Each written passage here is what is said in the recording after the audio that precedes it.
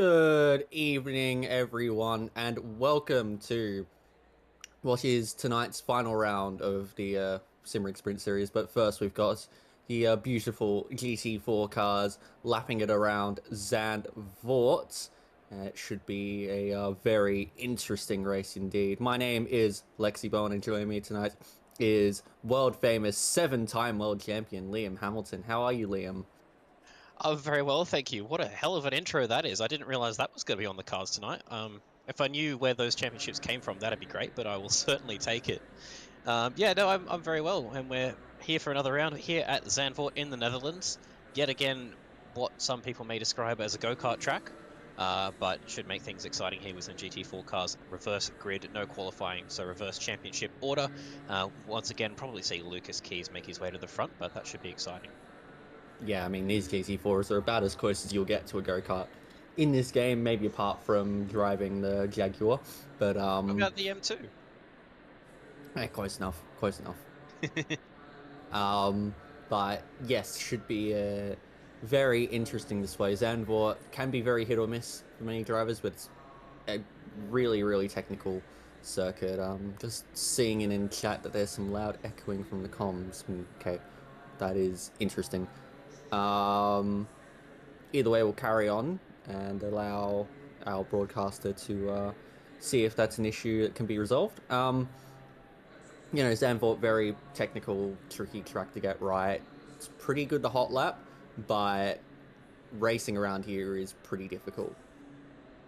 Yeah, overtaking opportunities are definitely few and far between. You maybe can get one into the back chicane if you get a nice run out of that back section, but there's some tricky corners in there to get right. It's a little bit easy to make a mistake. But yeah, it's not my favorite track. It is good to hot lap, like you said, but I did get my first sprint win here, so I kind of have to like it by default. But I feel like it's just a little bit too small for GT3 cars, and we'll see how we go with the GT4 cars tonight. It might make life a little bit more interesting. But yeah, nice for some road cars on the original AC or something like that. But I wish we had the new version with all the banking. That would make life a little bit more exciting. Yeah, definitely. The newer version that they have with the banking when Formula One returned to the circuit for the first time in many, many years, a few years ago. Yeah, completely changed the sort of character of the track, and yeah, it was made it quite enjoyable to drive. But unfortunately, Kunos have not been able to get around to adding that variant to ACC. But there is still plenty of beautiful turns to enjoy around this circuit. 14 turns to be exact. Yeah, maybe it's something we'll see later down the track with AC Evo coming out and the work that's being done for that. But we'll see now. Yeah, I'm not hearing any echoing on our side in terms of the comms, so we'll see what's going on there. We'll get those hamster wheels, host hamsters spinning those wheels a bit faster and see if we can get something to work as we wander our way back down. Here they are, good, much better. As we wander our way back down to the back of the grid. Who's your pick for tonight? Who's your money on? Where do you think we're gonna get? I've got really no clue, but as you said, yeah, Keys, as much as he's starting in last, going to be very difficult to beat, but there's, oh, that is very colourful livery, might I add. Oh, it's all sevens, I see. Difficult to miss too, I think. Yes, yeah. Um, as we quickly leave the circuit before we get caught up by the Dutch. Looks like we're going to the beach first. Yes, well, yes, of course, Zandvoort, right by the sea, so it's a pretty blustery place. Got plenty of hills around though, so you can sort of be shielded a little bit from it, but you're never going to be too far away from the wind here. As it looks like the drivers are now getting underway for their formation lap. Yeah, something maybe in real life you end up with a lot of sand around the track because of those dunes blown across, but unfortunately probably not something we're going to see here replicated in ACC, but so hopefully we have plenty of grip for these drivers as they come through on their formation lap through turn one, which I believe is Tarzan, and the rest of the corner names are completely unbeknownst to me. Yeah, look, I'm going to try my best to butcher the Dutch corner names as much as I can tonight, just for the fun of it, as we come now through Hugenholtz, which is turn 3 on this configuration. Sounds like she's done her research, or she's looking at a track map. Either of those are highly possible. Track map. I've done zero research. I've been busy. You should have taken the credit. That's alright. I don't have any track map, so I'm not going to try and butcher any Dutch names. Although I don't think try is is necessarily the word we need to use. I think butchering is definitely the easy part. Yes. No. Dutch. Typically a pretty difficult language to get right, but yeah. Look, there's a few words you can sort of translate reasonably well. Like most of the corners have bocht in them. I'm guessing that is turn or corner in Dutch. I believe so. Look, I know how to say Max Verstappen, and that's enough Dutch for me. Yes, yeah. It's too much Dutch for one sane man to really digest. As an F1 fan, that is all the Dutch you need as we hear the national anthem slowly play in everyone's head. As now that I've mentioned it, as we come through, probably starting to go double file to down what you could probably call the back straight into this really finicky little chicane. Super easy to clip too much of the inside curb there and run wide onto that gravel, and those inside little sausages are pretty nasty, and there's some horrible bumps on the exit. So these GT4 cars should deal with that a little bit nicer compared to some of the GT3 cars, as I imagine will come through and start going into double file. Who wants to take the race start? I do not mind if you wanted to take the race start, Liam. Alright, I will take that one as well. We come through the final corner, double file, maybe leaving a little bit late to get fully double file here, but the race director, I'm sure, has this all under control. As we come through, remember we are a reverse grid here, so the fast guys at the back, ladies and gentlemen at the back, and the slower ones towards the front, reverse championship order. As we roll down the start-finish straight, waiting to go into Tarzan corner, we are green flag, often racing, the field spread out towards the back. Maserati versus McLaren. McLaren's usually quick in a straight line. It looks like the Maserati there of Convoy, I think that is going to hold the lead in turn one. As we see it so far, we are pretty clean. Everyone seems pretty clean through Tarzan as a KTM out wide. It gets very close to getting clipped by that blue and yellow car. So far pretty clean, but that first lap is not over yet, so I better be careful what I say. Simon Carville on the outside as we have a car park into turn 3, and there's a few cars on the inside where you do not want to be parked, as some people taking very cautiously, so I think there's definitely some few cars that have checked up and tried to stay out of any accidents. So we come down through the fast S's here, through the right into the left, downhill, and then we come quickly back uphill into the long right hand of this corner. It's very lovely when you get it right, but absolutely a pain if your car is full of understeer. As we see the McLaren is up into the McLaren Braid, that is. Might have lost another position at the start. Nope, the timetable, the leaderboard is just doing Kunos things as we see a Porsche running deep side by side here between the Maserati and the McLaren. Too many M's there. Are we going slowly, or I'm just used to GT3 cars? I think we're doing it right here. Yeah, no, it does feel like it's going slightly at slow motion, but that is what you would expect somewhat from these GT4s, as it looks like there was a little bit of a look from Jensen there on Scani, as now Miller finding out with Foster trying to go around the outside at Hans Ernst, but not going to be able to do it there, so have to wait out a little longer will Miller.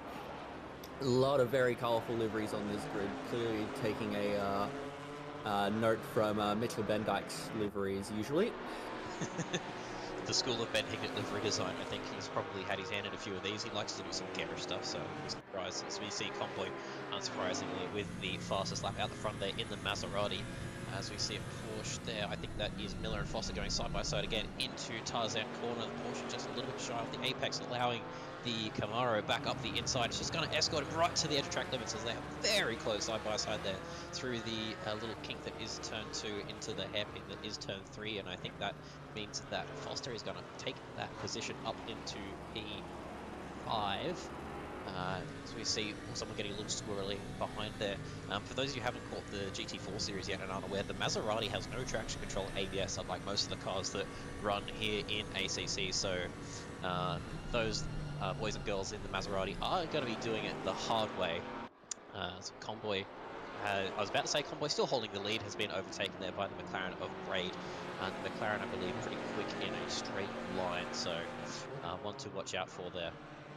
Convoy is still very well in the lead, as there's a bit of a incident there between Miller and Foss. Not sure whether it was contact, couldn't quite tell from the angle we had, but yeah, we've got Braid, Scani and Jensen here, and then yeah, Convoy currently well up the road, but here is Jensen looking to the inside of Scarni in the Janetta up the inside into Hans Ernst. It's pretty tight through here.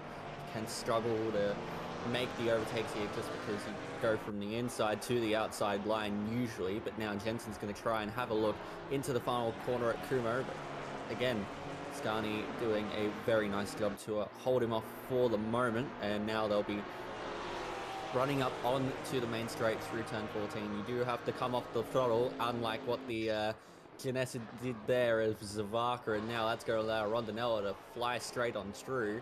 Meanwhile, Miller is having a look at Jensen, and Jensen subsequently has a little look at Scarni, who goes a little bit wide. He's going to open the door for Jensen to potentially go up the inside of Hugenholtz at turn 2. He can't get it done.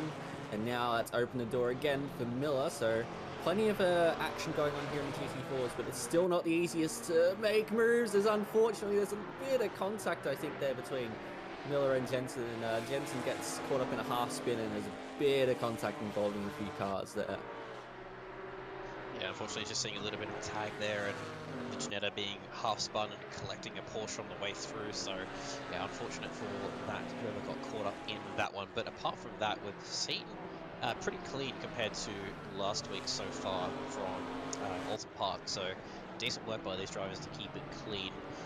And still, positions look like they are holding fairly steady, as we're going to see a replay here of what happened as the Porsche hits the back of the BMW. Is already out wide, and the Porsche just kind of runs into the BMW in sympathy. So someone didn't quite learn their lesson on what the desirable line is through T2 and decided that the outside and grass and wall was how they wanted to start their race. Yeah, look, I'll be honest. It's not the most ideal start to a race, going up that wide and into a wall. But each to their own, I suppose. As yeah, continuing on. Gone through a few laps at this point. Looks like it's nice and tight there between Foster and Baker. They've been caught up in a bit of action, well, Foster especially, but we jump on board with a replay here. And that is, oh dear, yep, so that was the incident we saw before, and it was just a simple outbraking maneuver there from the Chevrolet of Foster's, where 3 wide, this can only end poorly. Patrick Johnson around the outside has managed to get through on a few cars there, as now Lucas Keys, oh, he's already up to P14 if you don't mind, in the however many sevens that team name is. All of the sevens. Yeah, Keys and pretty sure Johnson would have started pretty far at the back, so they're doing quite well. So already made their way halfway through the field as we see Miller right on the back of Scarnio. And all of this is also allowing Convoy to just run away at the front there. Big gap between Braid and Convoy already, and a couple of seconds back to Scarni. So he's looking like he's going to clear himself out of trouble. And we've seen time and time again what Lucas Keys can do in that GT4 Aston Martin, whether it's GT3 or GT4. So we still have a pretty sizable gap for him to overcome, as he is stuck right up the back of Gibbons there. Barely fit a cigarette paper between the two of them, as he's going to try and run out wide and get a better exit as he pokes the nose in and takes the inside line through this long left-hander here that I don't have the name of, but I'm sure Lexi does, coming onto the back straight. Yeah, that was, ironically, that is just turn 10. Oh, there you go. Nice and easy. Indeed it is. So, looking on behind John Foster is the ever-present Lucas Keys. He's rapping in pretty much any car you put him in, so he's going to have a look onto this next up as Damien Convoy sits fast up at the 45 flat, and here is Patrick Johnson side by side with Kranich going through Ari Lunyuk curve and manages to get ahead. Now here comes Lucas Keys in the background on Foster. Foster, though, not going to have any of it, and he's going to have a look at the inside of Kranich. But now Keys swoops around the outside, if you don't mind, as the other Jay Foster, oh god, it's 2 Jay Fosters, the driver in the number 5 Chevrolet that we saw going off earlier, 10-second penalty for him. Yeah, I think there might have been some sadness at the start, as we see Jack Miller getting a 15-second penalty for a collision on lap 1 there as well. I think that might have been part of some of those cars that ended up on the outside of turn 2. So yes, a couple of penalties starting to roll through now. Still not as bad as we had last week with the absolute car park into turn 1. So these guys have done it pretty well to keep it clean so far. As Key's going to poke the nose up the inside of Kranich. I believe that is Kranich, just a little bit defensive there. Is going to probably compromise his exit. Keys, this is a corner. It's a little deceptive and easy to just send one in too hard. Is going to look to the outside, and Kranich is just going to wash wide. He's going to let the McLaren of Foster through as well. Foster's going to try and hang it around the outside, but he's going to maybe look for a cutback onto the back straight.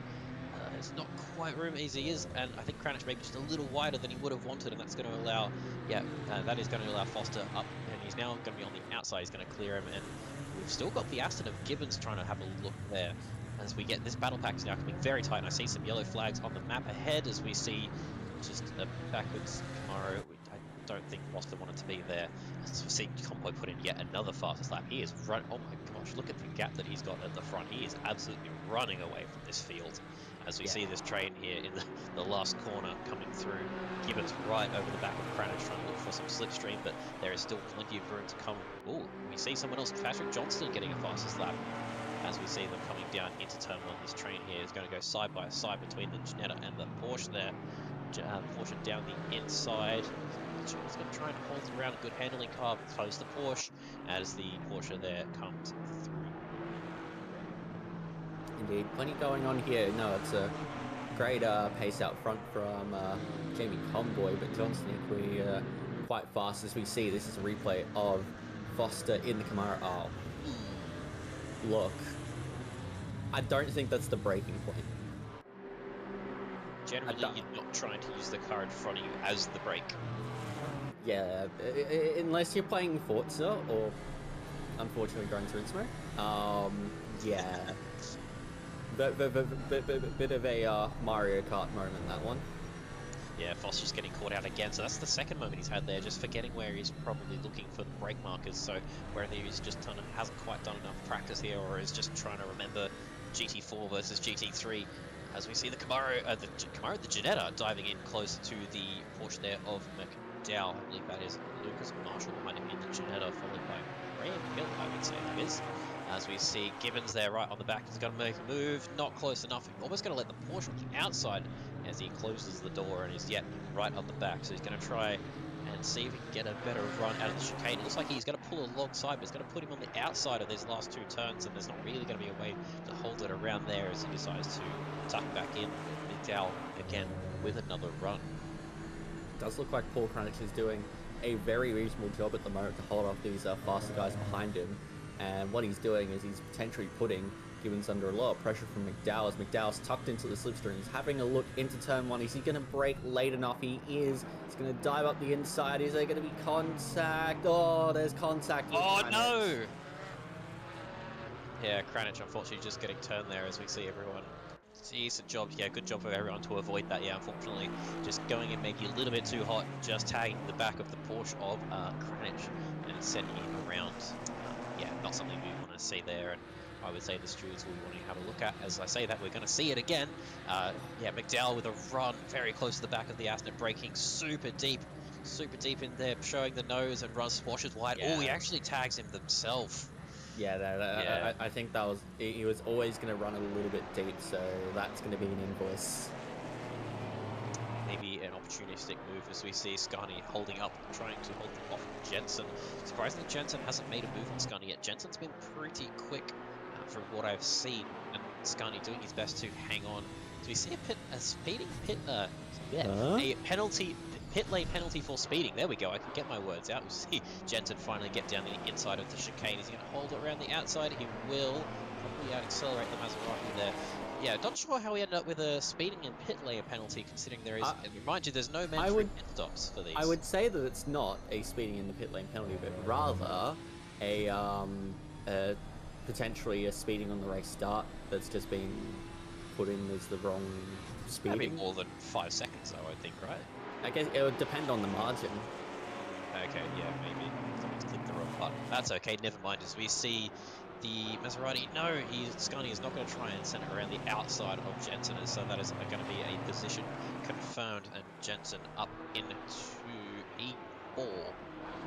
As we see now, we've got Zavaka on the back of the Maserati.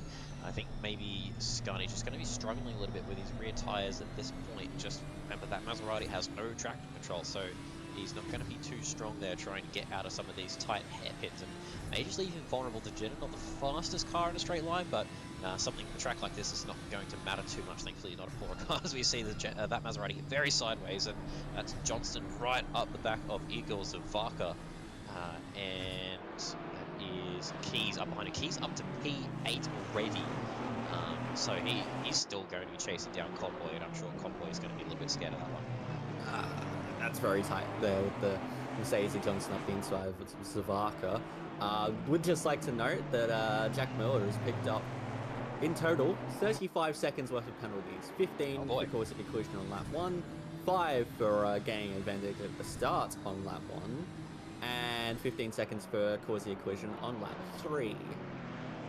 You know what they say, you got to collect them all, but I didn't think they were referring to penalties, as we see Johnson getting a big bounce over that inside chicane. Yeah, doing a good job to see who can rack up the most penalties. That's going to drop him back at all matter of positions towards the end of this race. Yeah, I mean, right now he's in a pretty good position to try and break the gap a little bit to the cars behind, but yeah, problem for him, he's just got that many penalties. It's going to really come to naught, as we see Johnston in the beautiful livery up the inside now of Zavaka, and Keys is going to follow him through. As easy as that. Yeah, I had a feeling Keys was going to try and follow Johnston. It looks like Keys has been doing that for most of this race. Those two still only separated by 1 position. I'm pretty sure they would have started maybe in 1 position ahead of each other. Oh, as we see there, Johnston getting caught out. That's going to allow Keys up the inside. Just as I say that, Keys following through. Looks like Keys might want to take the lead of that one. Not getting a good enough run. Mercedes is just a bit quicker in a straight line, or got a better run out of that exit on the outside. You're going to have to fall back into line here as you see Johnson. Oh, Maserati there. Is that Scani? That is Scani. Trying to defend. Not really a corner you want to overtake at if I was Johnston. I think maybe just getting caught out by a Maserati placing his car where he wasn't expecting it to be. Keys on the grass. He's just on the edge of the track there, trying to maximize all that. Looks like there's some fighting going up ahead between the McLaren and Jensen. Oh, it's the contact. Yeah, okay, that was a bit clumsy from Johnson, perhaps. Thinking that there was going to be a gap open up, and then Scani was like, no, you are not. And, well, a little bit of a Norris Piastri incident that we saw over the weekend, and I think there'll be an invoice coming for Johnston. Yeah, most likely, and most importantly for Keys, that has allowed him to get to the front of this train, and Johnson's going to have to try and fight his way back through these 4 next positions there. So that has released Keys to now catch up to the back of Braid, and that is already for P4. I don't know whether he'll be able to catch the back of Convoy. Convoy being, I don't have the gaps there up at the moment, but it's probably a good 10 seconds or so back to Miller, and mind you, Miller's got enough penalties there to drop him back down probably midway through the pack, so all he's got to do basically is get ahead of Jensen, and that's P2 at least confirmed for Keys. Yeah, it's been a pretty immense performance for Keys so far, only 17 minutes into this race, starting last, and yeah, already looking to put himself onto the podium as Braden Jensen. Not too far ahead of him at this stage, but he'll still be thinking about that race when, as we take a look at a replay of the number 21. Okay, so that would be what happened with yeah, Miller's penalty that we saw earlier. Just a bit of a nudge on the exit. I think that was Janetta of Jensen and the Maserati of Scania quite a few laps back. As we see, Keys has already caught up to Braid. That did not take him very long at all. Very sweeping line around the outside, leading onto the back straight as easy as you like. Oh, over the curb and onto the grass. Still got to try and out-drag this McLaren here. Keys has been putting that car in all sorts of right places as he's going to put it up the inside, taking a lot of this inside curve of the GT4 cars, and that is now up into P4. No, that will be, yeah, sorry, P4 for Lucas Keys, and already basically pulled it second on the McLaren. You see back further, that is Zach Baker having a look at Eric Scani in the Maserati. Not quite enough room there for him to hold it around the outside. We'll have to try again. Yeah, and because of the attempt, he lost a lot of time coming out of turn 13. And here we've got Johnson trying to recover, overtaking Zavaka for what would be the second time in this race up the inside of Tarzan, and gets it done pretty easily as, oh Ooh. dear, that is, Oh, there's contact! I believe that would be Scani that had gone Yes. off. Scani and Tabaka there making contact on the exit. So it looks like Scani may have just outbroke himself and run a bit wide, whether he locked and brake with no ABS, wandered wide, and just that rejoin there got a little bit spicy. And I think that was the Janetta of, where are we? We are up. Yeah, I think As Janetta of Zavaka. Tabaka, yes, just making contact on that entry. So Stewards will definitely want to have a look at that one.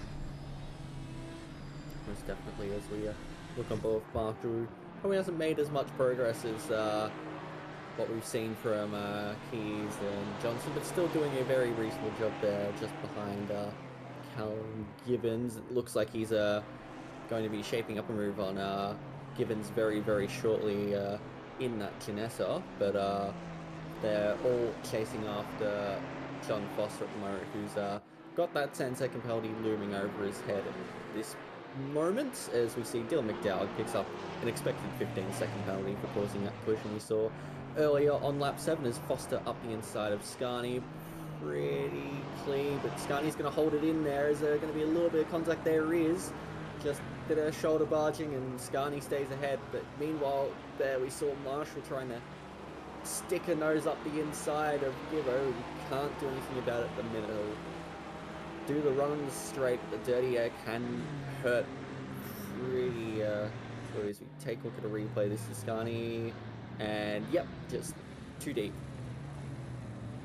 Yeah, just outbreak himself and watch that rejoin. Ooh, he may have an invoice coming for that rejoin there. We He's see done it yet again. another. Is that the same Maserati that we saw before? I don't know. I think so. There's only too many cars. There's only so many cars that can be that color. Did we just accidentally go back to the start of the replay or something? Yeah, I'm not sure there. Maybe he liked the sandpit. Maybe he just decided he wants to play out there. He seems to like that. Hopefully he learns his lesson and doesn't end up doing that a third time. I did see in that pass in the chicane, Scani just locking a brake, so maybe he's got some flat spots on his tyres. We're going to see a replay again, potentially. The McLaren trying to show the nose, and Yeah. Scani just sailing on straight ahead at Tarzan. That's even more speed that he was carrying that time. So yeah, definitely struggling on the brakes, struggling on the tyres. As we look on with Jack Miller is doing a very nice job. Also, Keys is up the third on the track. Yeah, of course. Why not? Yeah, it's just expected at this point. As in the background, we have Rondinella trying to get through on Braid. He's having a look, but he's going to have to tuck back in as they go through the Hans Ernst chicane. And he'll try and get the better on the exit. There's a little bit of battle damage, battle scars from Rondinella and the fruit bowl and livery. I mean, this car has probably got the nicest livery I've seen all night. I mean, it's about the only livery that has, what's the word I'm looking for? Taste, shall we say? Maybe the green and gold, green and yellow, or green and gold McLaren in front isn't too bad there either. But yeah, certainly some liveries that you won't forget but want to forget. Some of the liveries of all time. Absolutely, the best you'll ever see. As we see the Janetta back there trying to have a look at Gibbo. That's going to be the Janetta of Marshall. Still stuck behind Gibbo. I think he's been stuck back there for a little bit now, expecting Lucas Marshall to actually make a little bit more time than he has. Would expect him to sort of be more up with Johnston and Keys, so the Janetta maybe not have the legs on the Aston or the McLaren, as we said before, a little bit slower in a straight line with the Janetta, although the cork in the bottle at this point seems to be Bray just holding up this little bit of a train as they sprint slightly down. I was going to say the straight, it's not straight, there's two corners there, but they are flat. Maybe in a GT4, I'm not actually too sure. Definitely flat in a GT3 as Rondinella still all over the back of Braid. Still no way to, still not able to find a way through. Yeah, Braid's driving pretty well at the moment. And we saw Braid was up in the second early in this race as Rondinella does eventually find room up the inside of turn 10. And it looks like he's going to get it done on the exit, and he does. So that's Rondinella up to P7. And next To attack Braid will be Zavaka. Although Braid is having a look up the inside, but doesn't commit fully to the move, which is probably the right thing to do in the end. Yeah, definitely the right decision to back out of that. As we see this train forming again, getting closer and closer. As Gibbons trying to take a look at Foster, and there's some more tight action back further. So you see Keys with a 43.9, and Patrick Johnson there with the penalty. I think we definitely expected one coming for that move that we saw earlier.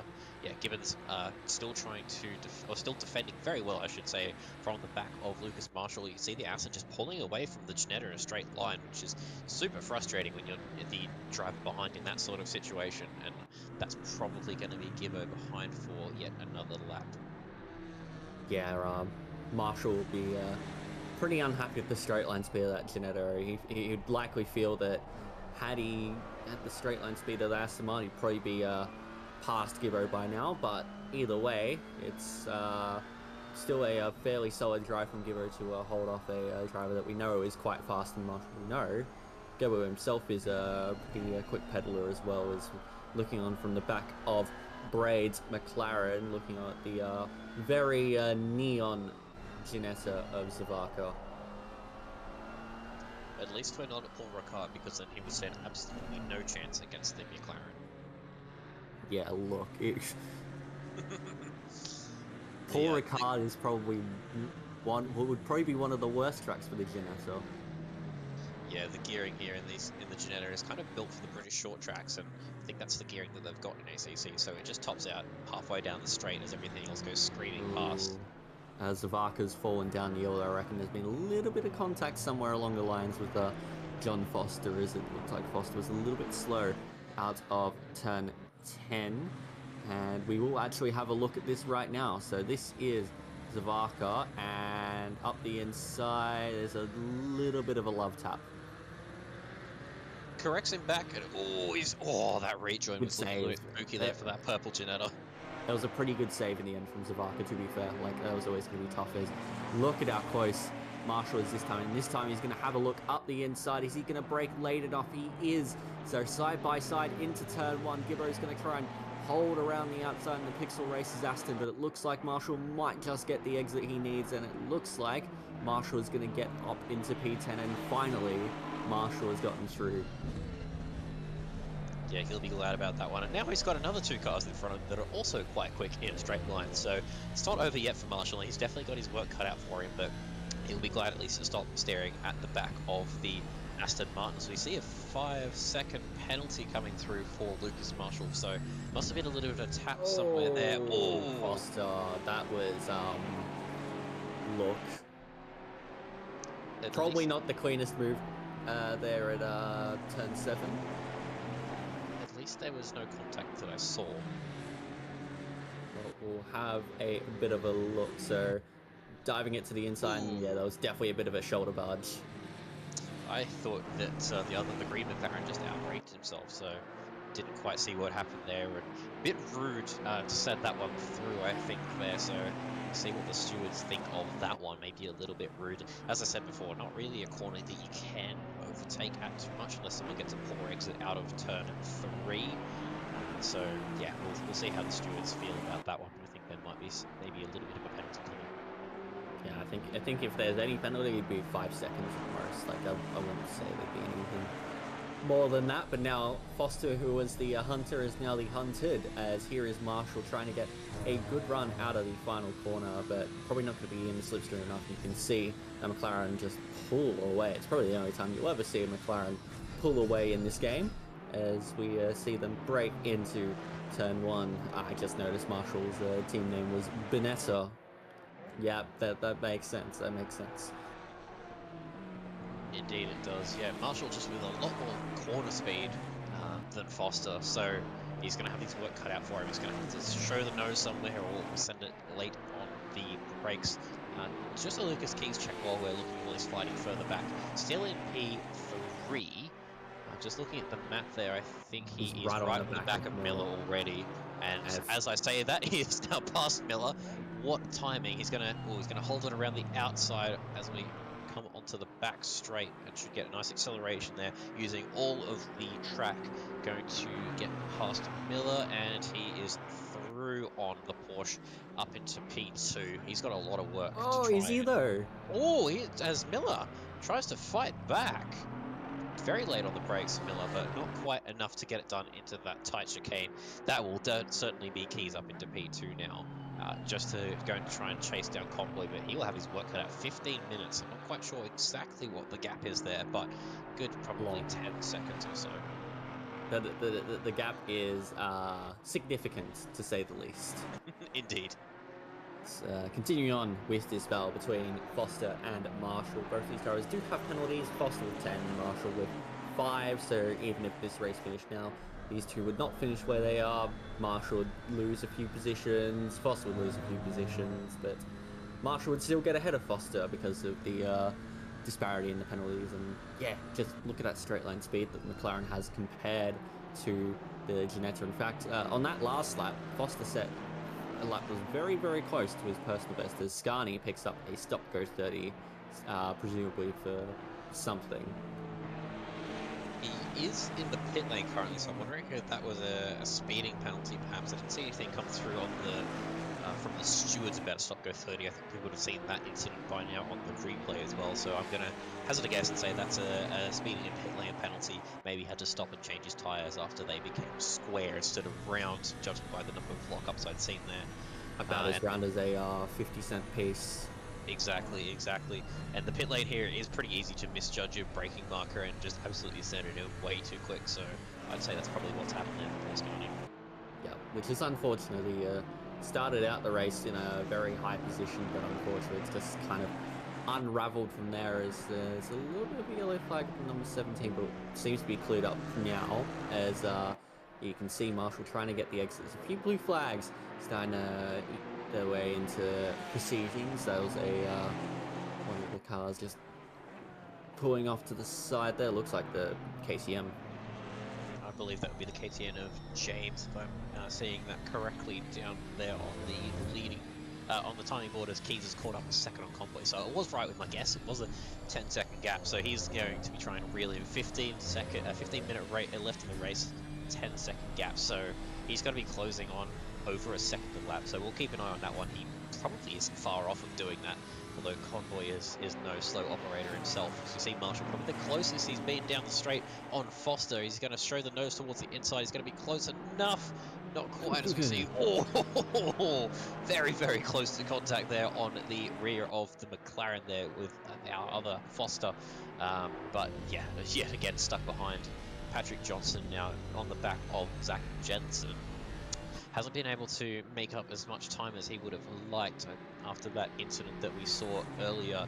The Mercedes will definitely have the straight line speed over the Ginetta, so it shouldn't be too difficult to get past if he can keep up with the little basically go-kart through these corners. As we see, yeah, looks like he's still got corner speed, and I think he probably has the overall speed over Jensen, but still got that 15-second penalty hanging over his head. So ultimately, unless he can pull a mega gap, he's probably still going to lose position once the race ends.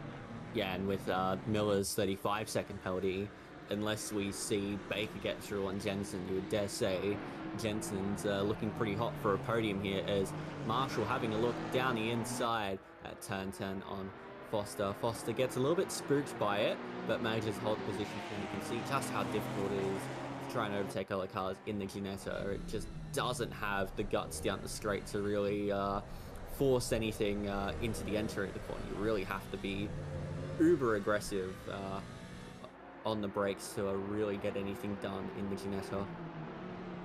Am I right saying that Gibbo and Hill are kind of caught back up to this little pack here between this group between Foster and Marshall? I want to say that they were a little bit further back, and this fighting has just allowed them to catch back up. So we see basically another front engine straight line speed monster against a little Ginetta. So we see, yeah, the speed difference again. That Aston Martin just pulling away from the Ginetta. Marshall just stuck up behind. He's got the speed through the corners, but he's just going to have to send one in down the inside, or maybe try and get a cut back around the outside. And once they're side by side, he might be able to hold it. So you see him take a lot of the inside curve. It gets a little bit sideways through turn 2. Do not want to hit that curve, almost like a curve at the Nürburgring. definitely not something you want to hit, especially in a little Ginetta. It's basically double the size of the car. The Jeanette is basically a toy car for kids at this point. But yeah, no, the curbs around Zandvoort can be very fierce, very harsh on these little tiny cars. As continue watching on from the rear end of Rondinella, what this has done with Foster and Marshall is they've closed in on Rondinella and now looking potentially at getting up into P7. And as I Ooh. say that, Rondinella does himself no Oh, favors, what's the rejoin? rejoins the track, and has dropped out of the top 10 down to P11. So that means that this battle between Foster and Marshall is now Here we for go. P7 as Marshall gets a pretty decent exit, but the straight line speed of the McLaren is going to be tricky to go up against. He's going to have to brake very late and go around the outside, which isn't the easiest around here, but he's managed to hold that inside line true into turn 12, but just can't get the run. So still P8 and behind Foster for Marshall at the moment, and Gibbo is right there to capitalize if these two come together.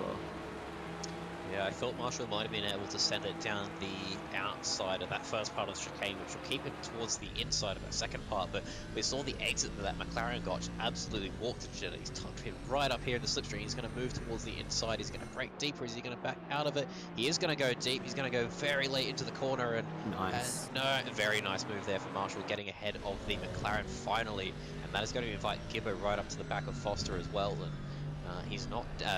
Oh, it takes a lot of that inside curb. It's going to put him wide. Going to defend basically the inside because he has no choice based off of where the car has ended up. Yeah, Marshall is not the McLaren there. Foster is not out of the water yet with Gibbo and the Ginetta off Hill and Rondinella. We'll see if he can close that gap after that unfortunate mistake. Yes, indeed. No, that was a really nice move there from Marshall. Keep an eye on the gaps we're seeing. Keys 4.4 behind Convoy. He's going to come right up onto the back of him very, very soon. Although Convoy is having to lap a few cars here, so that's not making it easy for him. As here is Gibbo trying to get around Foster.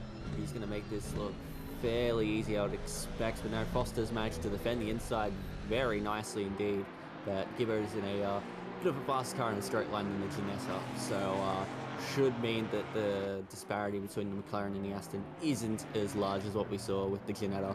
But yeah, still plenty going on in this race. We've got 9 minutes and 30 seconds to go as here is Johnson now trying to get through on Jensen. This should be a fairly simple move for Mercedes. Pretty strong in a straight line. He's going to go around the outside and should be able to swoop around the outside. But no, Jensen's going to brake nice and late, try and hold that inside line. He's going to hold that position. That's really well defended by Jensen, given the disadvantage that the Ginetta has. Yeah, very nice driving there and defense from Jensen. Not super easy to hold it around the outside of Tarzan corner. You can kind of swoop there, but yeah, Jensen just able to hold it towards the inside and keep that position for now. But Johnston looking super racy across the back of the Ginetta. Gibbons there stuck behind Foster for yet another lap. Coming down the main straight as we come out of turn 3. He's going to try and maximize the exit. He's super close up to the back of McLaren. As you said, the disparity between the straight line speed here is a little bit more even, so it should be an easier move for Gibbons to make. Although Foster, as long as he doesn't make any mistakes, may still be able to hold this. There's only 8 minutes left, and these two look pretty even and not an easy track to pass at all. Yeah, one thing that's not really on Foster's side at this stage is the penalty that's over his head, 10 seconds worth. So,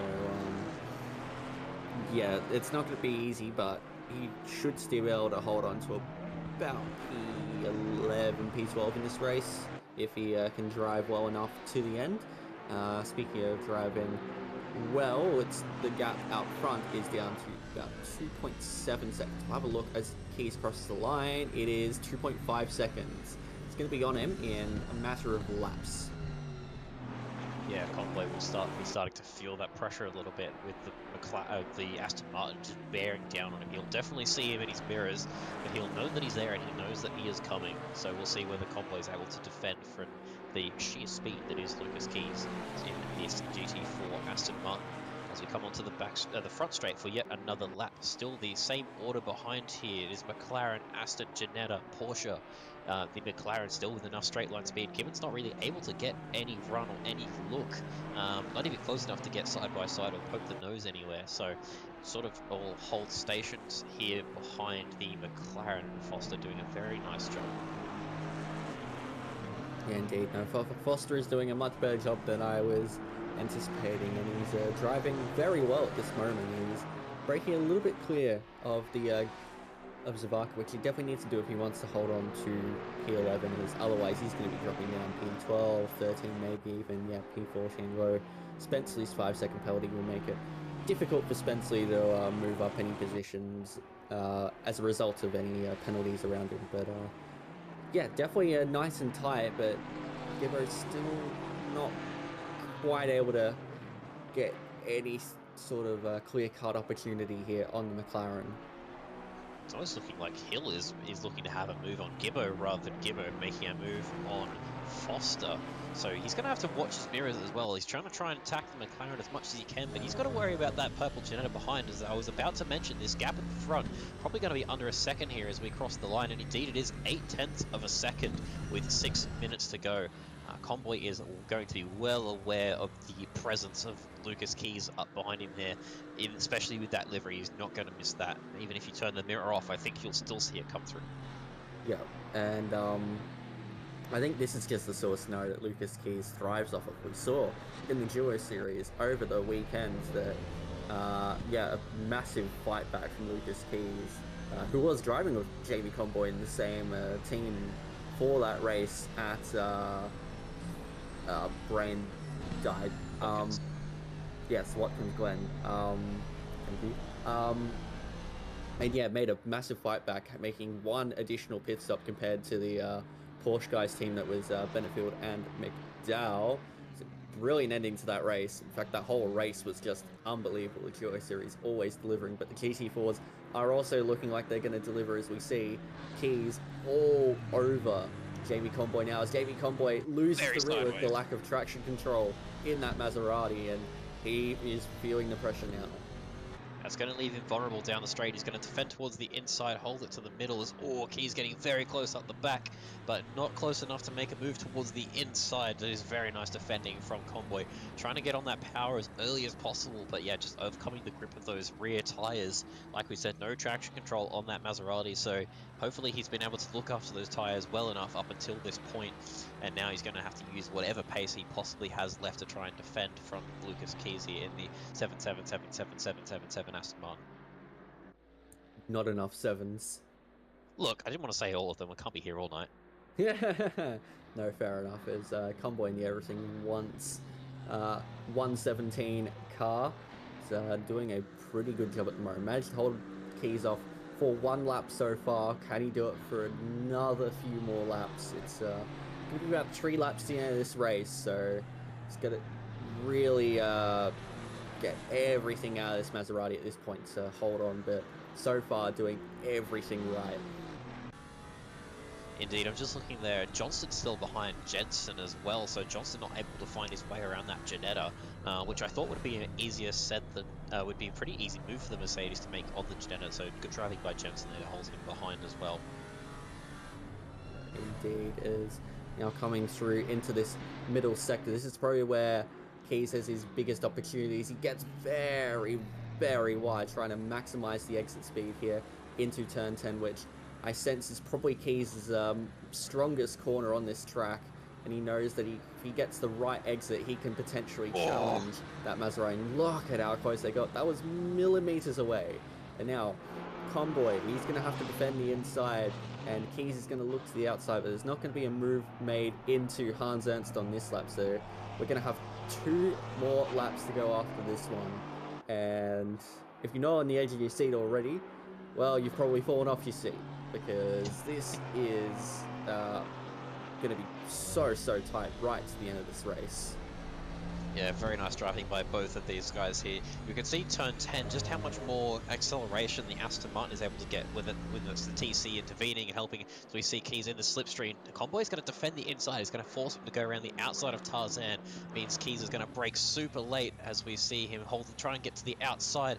Maserati is going to hold him out there and just shuts the door gently and escorts him towards the edge of the track. That is beautiful defending there from Jamie Convoy. And it's going to force Keys to stick behind him for yet another, I'm not going to say another lap, but another sector maybe. As we know, he knows time is running out here, so he's going to be very keen to make a move as soon as possible. But yeah, we saw turn 10, just the way the Aston Martin get its power down and the acceleration. Keys can just hold it wide and swoop back and get a late exit, and that's probably going to be his key there to try and get past, and I think that's where he's going to do it, if anywhere.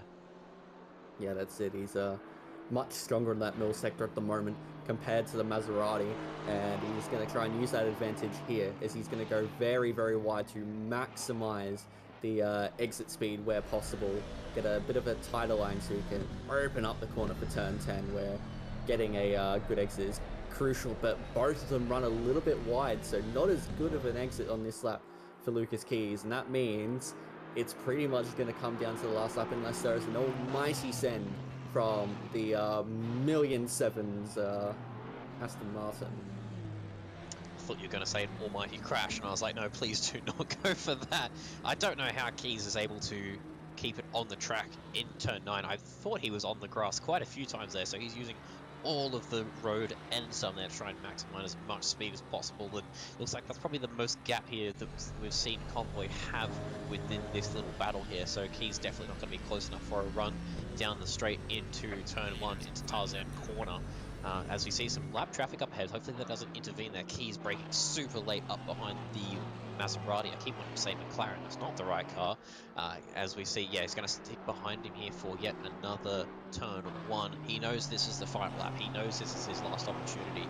So we'll see. He's only probably got 2 or so corners left where he can maybe make this move. All Convoy has to do is basically hold it to the inside, and it's going to make it very difficult for Keys to get past.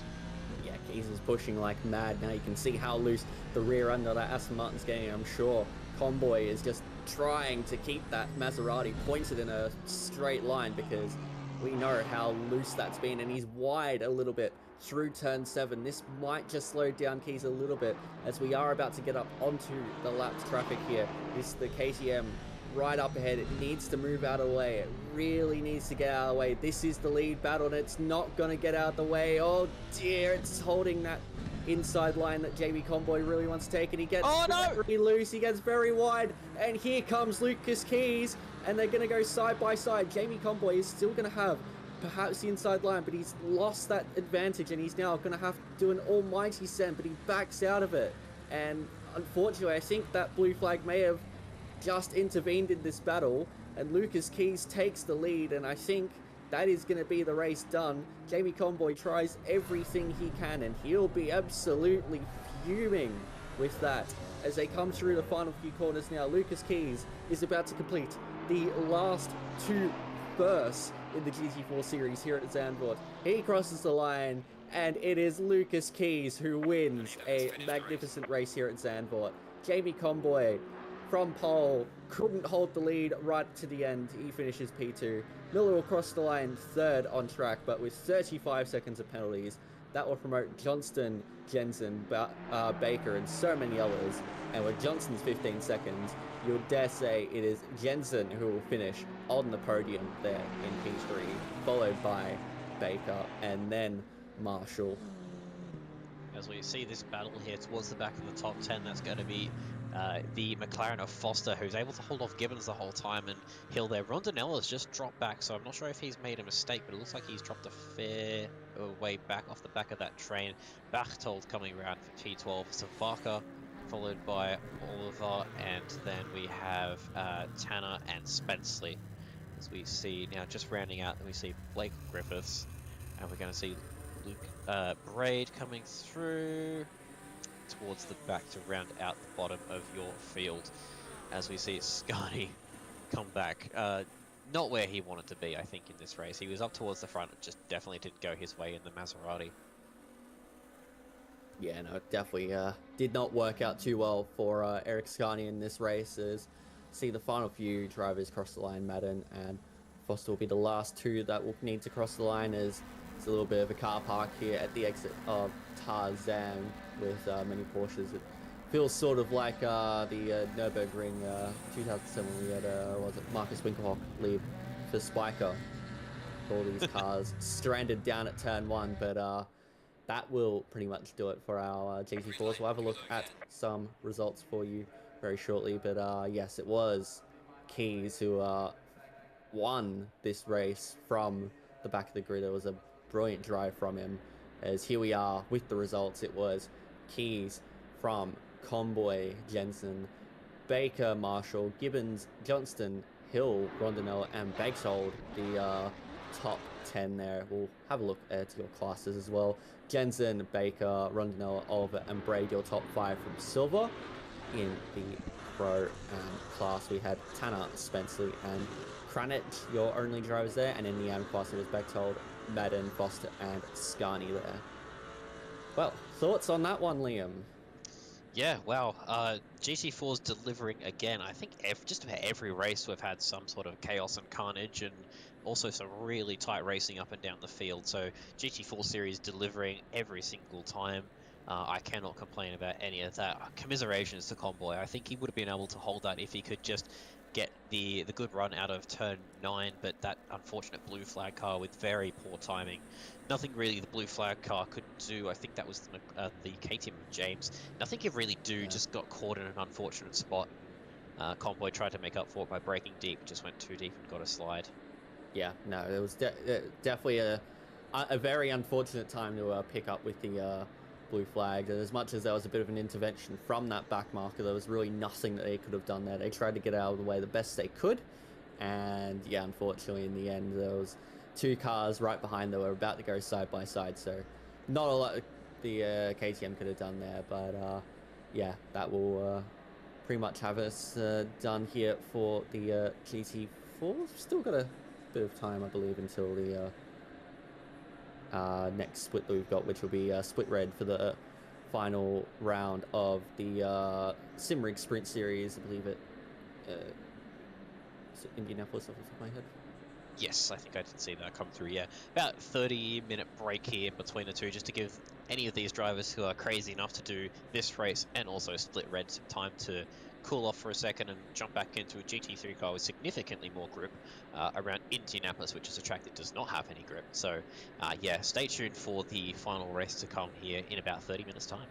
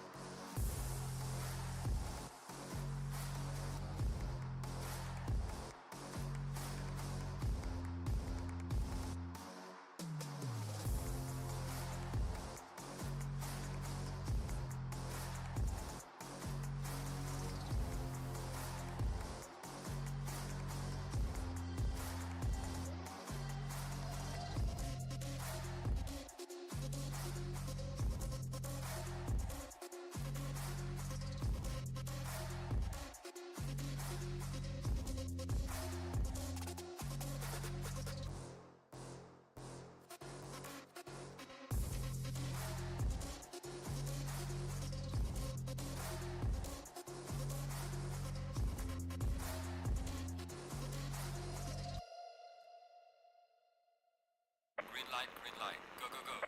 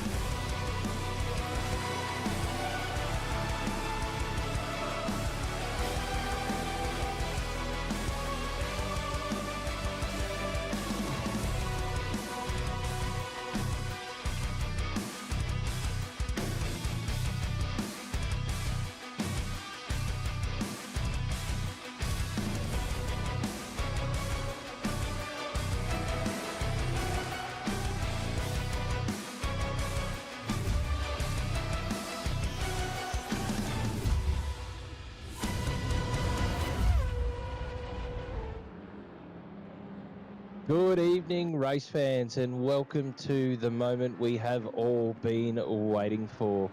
The final race of Season 10 for the Octane Online Racing Simrigs Sprint Series. And have we got a treat for you tonight? 90 minutes at the world-renowned Indianapolis International Circuit.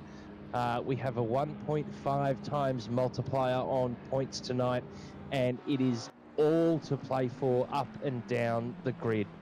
As always, I have with me Damiano Turcolini and the great and powerful Benny Hignett on the cameras. Evening, gents. How are we? I'm good. Damiano here, guys. How are we all? We have a sunny qualifying. What's going on? The previous 2 rounds were rained out. I wonder what that holds for the race, Damo. I'm hoping for rain. Call it for rain. Damo wants to see blood already, and we haven't even started. We are in for an absolute treat tonight, ladies and gentlemen, as qualifying gets underway. Small field tonight of only 19 cars. Maybe a number of drivers choosing to take their drop round and utilise that tonight with a 1.5 times point multiplier. That does not seem like the best idea. No, so it's a lot of points to give up. I think it's going to be something like 232 points for a win. So, and even down if you go to 20th place, that's 50 points. It's a lot of points for down that position. Huge amount of points to give up. And so some of the staff here at OOR have been working madly over the last week to bring to you some up-to-date points information of just how important this final 90-minute race is going to be in the championship battles. Damiano, being our resident human calculator, has all of that info for you. It's pretty wild. Because it is such a high points, P1, 2 and 3 in Pro Class, we've got Shady Samuel, Bruno Ellis and Patrick Johnson, and cars number 5, 17 and 50 respectively. We have Bruno Ellis 168 points behind Shady Samuel, and Patrick Johnson 188 points behind Bruno Ellis. So with a really bad race by Shady Samuel, Ellis can take the championship, but it's going to have to be pretty much a DNF from the word go. So that's the Pro Class. Sliding over to the Pro Silver Class, we have Gabriel Slavaggio. He's in tonight. Excellent. He's leading the championship from Zach Warren by 16 points. Really tight. Zach Warren in the 222 Porsche, and in third, and so we have Tim Goad in car number 72. Didn't see if he was in. I don't think he's in tonight. Don't see him on the list. No, he is the furthest. I did see a note from Gobby earlier today that he'd be missing tonight's race, so he won't be advancing in the standings, unfortunately. Ooh, do we have a Ramesh Samuel on board? Because he's currently P4. No. So it looks like P3 and P4 have been pretty much decided. We have Zach Warren 16 behind Savaggio, which I think I mentioned before. So that's going to be a tight one to watch. And with the double points, that's only like 2 positions. So if Zach Warren can finish 2 positions in front of Savaggio, he'll be taking out the silver class. So that's one to watch there. I think. Yep. As I say, the one that's going to get really spicy, Damo, is the fight for the second step on the Pro-Am podium. So Pete Chalmers he's pretty well wrapped up the Pro-Am Championship, so hats off to him. He's driven an absolute spectacular season. But the battle is on between Benny Curtis and Mike Crick, both on 375 points. Now, bear with me for a minute, ladies and gentlemen, while I read some of the info that has been given to us by one of our resident analysts. So between Curtis and Crick, whoever finishes higher out of the 3 takes P2 in the championship. So that makes sense. They're both on 375 points. Whoever finishes ahead is obviously going to take that second step. But Scotty Rochford is the dark horse, currently sitting in 4th at 364 points. So if Rochford finishes 2 positions higher than both Crick and Curtis within the top 15, then he runs away with that second step. So that Pro-Am battle is going to be absolutely lightning tonight. And I can see we have got the 332 of Scotty Rochford. We have got the 83 of Benny Curtis. But I don't see the GTR of Mr. Crick. I do tell a lie. There he is. The 87 Pixel Races GTR of Mike Crick. He's driven an absolute stellar season this season. And those three gentlemen have it absolutely all to play for. Yeah, that's a one to really keep an eye on. Two positions, huge different swings and results. Quickly go, as we got just past 9 minutes to go in qualifying. AM class, we have Brad Gosling, car number 833, and Bruce Miller, car 62, separated by 70 points. So need a bit of a result there for Brad, or sorry, for Bruce to get in front of Brad. And Liam Braid and car number 26, 37 points further behind Bruce Miller. So still not too far after the double round, but not as spicy as the Pro-Am racing. No, definitely not. And, you know, look, this season being a 10 race season was always going to be won by those that showed up. And I think we're in the championship standings that we're looking at heading into tonight's decider. We're definitely seeing evidence of that. Those that have made the commitment, made the sacrifice, put in the hours to be able to show up and race week in, week out. They are the real winners when it comes to the point standing tonight. So as we head into sort of the final half of qualifying, you know, everyone is fairly familiar with Indianapolis Motor Speedway, but here's a bit of a rundown of the track that we'll be doing battle at tonight. So it is 3.9 kilometres in length with 14 turns. We're expecting to see a lap time range of a 132 to a 135 tonight, obviously depending on conditions. If it's going to get wet, we're going to see those times blow out. And going to be depending on how much fuel saving these drivers are attempting to do.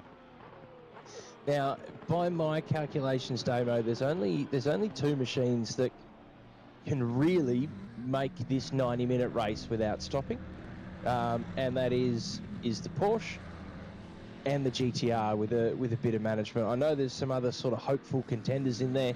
The AMG is quite good on fuel, and if you're very tender on your right foot, you may be able to push the 296 that far. But I think what we're going to see is that people running the GTR and the Porsche are going to be at an advantage tonight. 100%. Running the Porsche myself, not too challenging, to just a tiny bit of lift and coasting, and a low fuel map got me through quite easily. Saw that Lucas Keys in one of the other races got through on one tank. Apparently that was a bit of a challenge, but 100% doable. As you see, Pete Viney, about half a second up, time screaming up. He's going to get about a 1.3. He's only moving up one spot. I saw the qualifying time earlier from Shady Samuels, 49.7, I think it was. That's absolutely flying. Yeah, you're spot on there, mate. As we are now into the final 6 minutes of the qualifying, so this is where the gloves come off. This is where it gets real. All the banker laps have been done.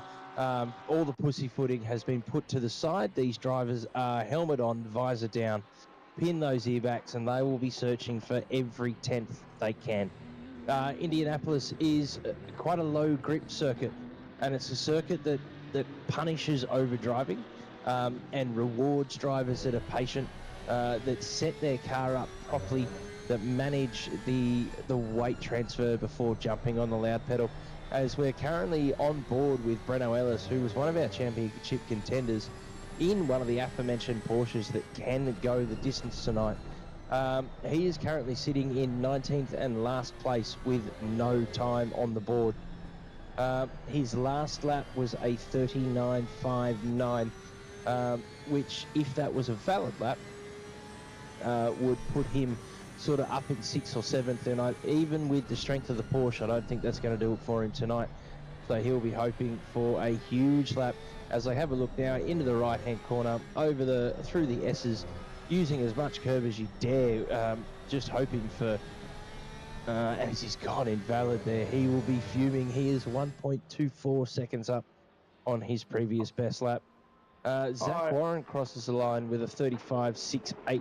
to put him into 5th position, and that's quite a gap to Shady. He's almost a second off the back. I'm thinking Ellis is going to go for a last to first. I've been watching some of his laps, and looks like he could be purposely invalidating, so he doesn't have to. So he's not starting at the front. So he's challenging himself for the last round of the season. But everyone else, from what I can tell, is absolutely going for it. Zach Warren's quarter of a second up, dropping a little bit of time there through turn 6, I think it is. I have to check my circuit map. Still a little bit of time will get him into P4. So excellent qualifying there with the silver class. Yeah, surely Breno's not going for a last to first tonight on the final round of a 10-race season, where he's in, arguably in contention for a win. I'd be shocked to see if he was doing that, but hey, I'm not steering that Porsche he is. So as we jump into some live vision of Patrick Johnson, who's been an absolute contender all season in that number 50 Bentley, puts it onto a provisional for P2 with a lap of a 35.0, which is a stonking lap from him. Shady Samuel less than 3/10 up the road with a 34.7. Yeah, still a 0.3 of a gap there. Shady's really got a handle on this one as we're watching Savaka start another flying lap, currently sitting in P15. Still seeing Mr. Ellis with invalid laps, so I'll stick by my hypothesis. We'll see, maybe he's saving it up for a last lap, surprise. Mr. Crick, Mike, currently P10 and improving. This will actually move him up, probably the P8. It's going to be good for his championship.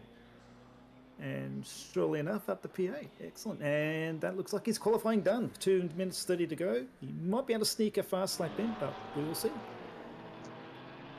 He left a lot of opportunity on the board there, Damo, with two and a half minutes left. That's easily 2 flying laps, and with the track forever improving, that fuel load burning down, have we seen a misstep from Mr. Crick in qualifying tonight? I don't think so. P10's pretty good. P8's actually quite an excellent qualifying. Maybe he thinks he's got the most out of the car. We'll keep an eye and see if he leaves the pit lane, but I don't see his number on the circuit. But we currently are watching Rochford. 2/10 up. That'll probably get him an extra 2 spots unless he's previously made some mistakes in the last few turns. And it's this turn here is I affectionately call the sink. Get that a little bit wrong, and it's a massive understeer moment, and some people will hit the wall. A lot of time to be lost and not gained in this corner. As we see Rochford drop 0.15, and he's just mildly improved. Well, that's his new PB for the qualifying.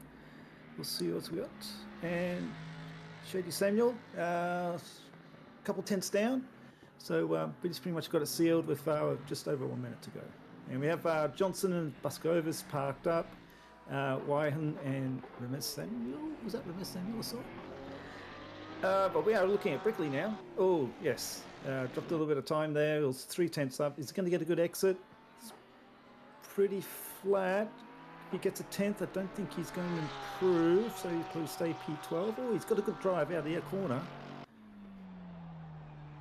And he'll have one more flying lap under his belt. No, he won't, as he's pulled over to the side of the track to jump into the pits. It's a common, I'm not going to say strategy, but it's a common action that we're seeing as Benny Curtis, almost 4/10 up here, heading into the extremely challenging final straight. Very hard to keep the car planted there, and he's 4.5 up. That is going to rocket him up the leaderboard. Still 16th. Zach Warren, not much room to get there. Yeah, the thing that kills here is the tyres. After about 2 laps, they get really, really hot, depending on the car, whether it's going to be one of the front tyres, one of the rear tyres. So realistically, if you're doing a quali run, it's like 2 fast laps, change tyres straight away, because they're just cooked. Oh, he's found a bit of time through that corner. Dropped it a little bit more on the exit here. Can he get a little bit more? There's the chance to get not more. No, 10th down. He's not going to make it. Tell you what, Split Red making an absolute liar of the commentary team in qualifying tonight. As Benny Curtis, that is a white number on the top left-hand corner, so he is valid. He's currently 3/10 up. on his previous best flying lap, which is a 36.9. 3/10 should put him up into sort of P14 somewhere as he files through the S's, and he's unfortunately, I was going to say he's dropped all that time, but he found it all again. This is going to be a weird race, ladies and gentlemen, if it goes like this for 90 minutes. Bear with your commentary team tonight. It has been a very, very long season. Oh, this is good. Oh, he was half a second up. He's dropped a little bit. It's 0.3. If he can get a good run at the end of here, he can actually probably snaffle P12. That'll be a massive uplift. Dropping time. It's going to be dropping down to the line. Keep the corner tight, and he gets a no improvement, but a very close fractions. All right, and with that weird and wonderful qualifying session out of the way, the drivers have lined up on the grid for the final race of the season. As we said, only 19 drivers on the grid tonight, as we'll take one last look at the stunning liveries of Split Red for Season 10. On your left-hand side is the number 5 Ford Mustang of Shady Samuel that has absolutely commanded this season. On the right is the number 50 Bentley of Patrick Johnson, who's been forever at his heels. As we go back, we have Buscovis in the 31 McLaren, Salvaggio in the number 11 McLaren.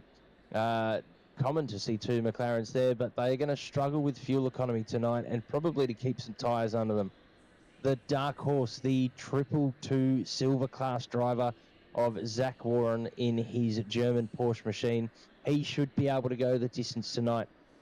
We have Weehan in the number 20 AMG Mercedes machine, who, if he manages very, very well, may be able to get to 90 minutes, but I don't think he'll be managing that hard.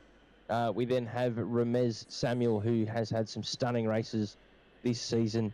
Mike Crick in the 87 GTR, as we said, great season from Cricky. We then have Chalmers, Viney, Brickley, Anderson, Rochford, Jensen, Zavaka, Curtis, Gosling, Braid, and Ellis to round out the grid for you tonight. That's a good grid. Very close times from P6 down through to P14. That's quite a few cars. That's 1 second gaps. So cars to watch out for in this Pro-Am class is 78, Pete Chalmers, who's leading the championship, Ben Curtis 83, and Mike Cricken 87, and Scott Rochford as well in the 332. We'll keep an eye on those guys and see how they move. At the moment, it's Advantage Crick in P8, Chalmers P9, Curtis, where did he end up? Sorry, I'm just looking at my table here. I can't read well. Did he? He's not driving tonight? Oh, there he is. He 16th. Sorry, Ken. Sorry, Ben. And then we have Scott Rochford in P13. That's a great looking Beamer on the left hand side there. I don't know whether you want to get a close up of that, but look at that! What a stunning livery. Are we gonna do votes for livery of the season, Damo? I mean, I'm obviously biased, but Well, I've just been enjoying all the liveries that have been pretty hot, to be honest. Quite a few good ones. So look, my biased opinion on best livery of the season is obviously the 833 BMW. My unbiased opinion, I have fallen in love with the Fanatic livery of Benny Curtis in the number 83 Ford Mustang. You know, it's not overly busy. It's not anything more than it needs to be. And it's just a stunning looking car, and it's been a pleasure to watch him going to battle in the 9 races we've had so far this season. Yeah, and it's a very good car because it's a nice orange. There's only one orange car, so very easy to identify on the circuit. So the cars are heading out in a formation lap, 1 lap. Weather conditions is, as we can see, sunny if no rain. I think it was 20 degrees ambient and 24 tracks, so it's going to be really, really fast. I think that racing with those conditions might be a bit challenging for some of the slower Porsche drivers to do a one-stop and pull off a very extraordinary result, where we have Samuel Johnson, definitely needing the pit. So if they can really get some time in there, those Porsche drivers in the mid-pack might be up for a challenge to actually pull off an unusual result. So that's what I'm really going to be watching for, and see how much they squabble over each other and slow themselves down. Yeah, no, I'm with you, Damo. I'm with you, and I think what we're going to see is the Mustang, no ifs, no buts, no maybes, cannot make 90 minutes on a single tank of fuel. So Shady is going to bolt from the line like a scolded cat. Johnson behind him, no ifs, no buts, no maybes, cannot make 90 minutes. We go all the way down to Zach Warren. He can easily go through in no P5. stopping. He can easily make the end of this race with no stop. But he's got some very, very quick operators ahead of him, so it's going to be fascinating to watch this race play out. It's going to be interesting to see if Cricky in the Nissan's actually going to try and pull off a no stop or a one stop. Can be done, but very challenging.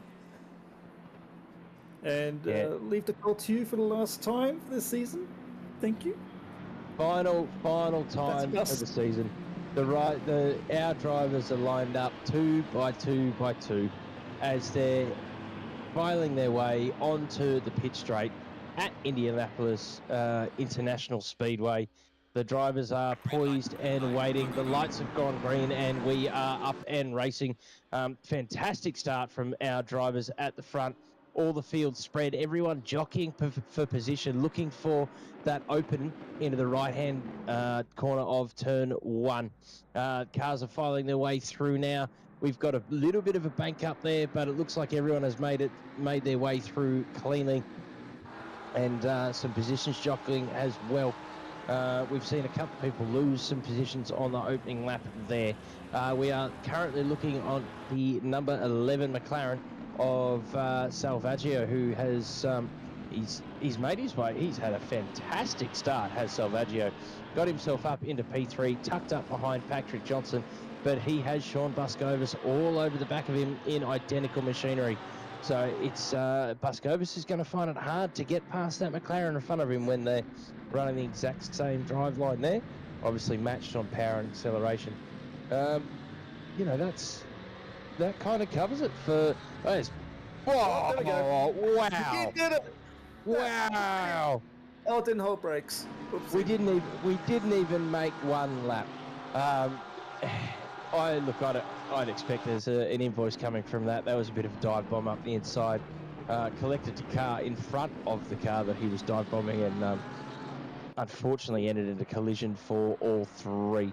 So no doubt the stewards will be hotly working on that one for us, Damo. Yeah, it looked like Werlen had gone deep at turn 13, so it's under a bit of pressure here from Zach Warren in the Porsche. Getting the drive on, it's going to be, we'll see if there's going to be any lift and coasting from the Porsche going into turn 1. Warren on the inside seems to be backing out a little bit, but backing out, pushing. Too deep. Whoa, that's a big miss. Huge miss from Zach Warren on the 222 Porsche. Oh, that rejoin. A very uncharacteristic miss for him, as we just looking at the vision here of Pete Viney in the 118 Porsche, almost driving in the back of the Mercedes there of Ramesh Shami, who checked up a little bit more than he was expecting there. Mike Creek holding firm in P7, still currently leading the Pro-Am standings after the opening barrage of lap 1, but he has got some very, very quick drivers behind him, and Weehan in the number 24 Mercedes there, looking like he's a bit of a cork in the bottle. So Crick is going to be anxious to be able to get past this Mercedes as quickly as he can. Yeah, it's going to be it'd be hard too. Slippery circuit, tricky to get the power down, and that's what you're going to need from the Nissans to get that traction happening. As we're riding on board with Pete Chalmers, I think I figured it out. Is Pete Viney has the black roof and Pete Chalmers has the green roof. Took me all season to work that one out. Oh, again, as the Mercedes goes deep in turn 13, under a challenge from Mike Crick, stays on the outside. It's going to have the inside with a bit of a bump. I think he's going to get the drive out quite easily. And will also be under pressure from Samuel. So it's going to be two positions lost in 2 corners. This is a spicy battle here at the moment from 5th down to sort of 8th or 9th.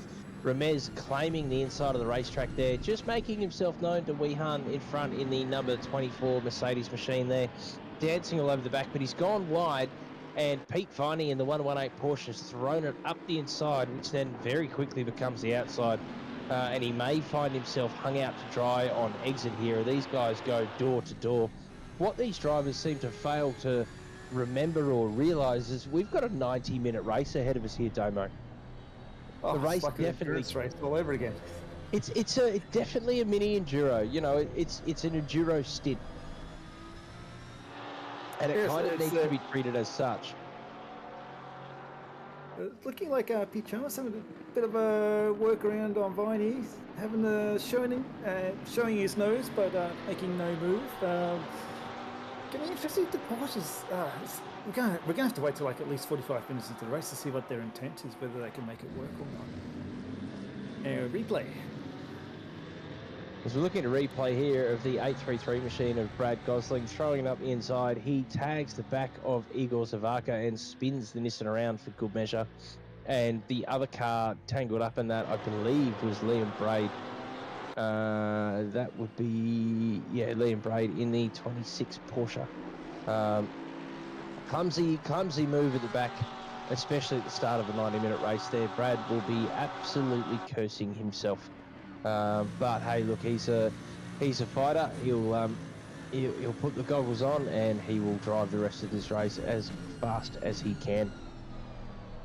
Yeah, it's when looks like you miss his braking point, and when that happens, boys and girls, new to sim racing, try to go to the outside the corner. At least you just ruin your own race, not your own race, and maybe one or two others. That's my fair advice for today. So up front, we have Samuel pulling away for 2.5 seconds from Savaggio, further 2.7 seconds behind, and Buscovovis another 1.3, and Crick 5 seconds behind, as we're watching Ellis trying to work his way through the pack. He's caught up to the Porsche Cup Series, and it's going to be interesting as well. It's like, I'm so curious as whether some of these... Oh, the two Mercedes is side by side through turn 8, heading down to turn 9. 10 complex. They've given some room to each other and got through. In the small camera, we have Ellis working on Rochford. They're going through turn 6 and 7. No, yes, 6 and 7. No, the other one. Turn 12 onto the banking. We got there in the end. Oh my goodness! Hey, look, Zach Lawrence slipped down the list. He's down P14 now, where he qualified in P5. So I had a moment as well. Oh, that's right. He outbraked himself in the turn 1 previous lap. Yeah, turn 1, lap 2. Unfortunately, he definitely outbraked himself. Brad Gosling has received a 15-second penalty for his brain fade moment heading into that corner on those other two cars that were involved. And as we're looking, as Ramez Samuel has managed to clear the 24 machine of Andrew Weehan, who has now got Pete Viney in the 118 Porsche, about half a second off the back of that vehicle. So Viney again will more than likely be looking to be clear Weehan as quickly as he can here. Weehan currently sort of holding a faster lap than Viney, but only by a couple of hundredths. And Viney was over a second quicker on that last lap. So we'll keep an eye on this battle as the race plays out. That Porsche will generally be looking to go deep here. As we have another look at the Warren moment. So up the inside, missed his braking marker. And look, the only person's race that he hurt there was himself as he jumps onto the grass. Oh, there's a wall there, fair enough, to make that rejoin. Which almost ended in tears, but he's just managed to keep it nice and safe, as Igor Zavaka has received a 10-second penalty as well. Yep, that will be for not holding brakes with the contact from Gosling, unfortunately. Because when he got turned around, he was rolling backwards, and Braid had tried to drive around. Would have made it, but the 99 car was still rolling when it was facing backwards on the circuit. And here we go. So we're on board here with Breno Ellis, looking at the back of Zach Jensen in the Audi there, and he has two massive oversteer moments. Somehow he manages to keep that car pointing in the right direction. It doesn't look like Ellis has been able to capitalise on that to make a move just yet. However, he is tucked up behind and only 0.6 off the back of that 95 Audi. Oh, that Audi, that was a good save. Oh, I thought he was gone. I was about to see him go a little bit right and then come right across with the oversteer correction left. It did look like a very, very deadly tank slapper moment there, as we're looking at Rob Brickley.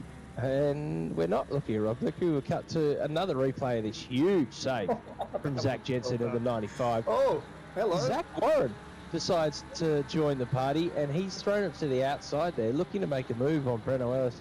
And can he make it stick? Very clean racing. He's now got the inside into turn 2, so he'll claim the apex there, keeping the bright yellow and green Porsche behind him. There's a little touch as they head into turn 3, but as they say, rubbing is racing. It appears that Zach Warren has been able to make that move stick as he makes his climb back up the leaderboard from his previous incident. All right, just a quick recap on the Pro-Am standings. We have Pete Chalmers, who's leading. He's currently in P11. We have Ben Curtis, who was P2 in Pro-Am, currently running in P16.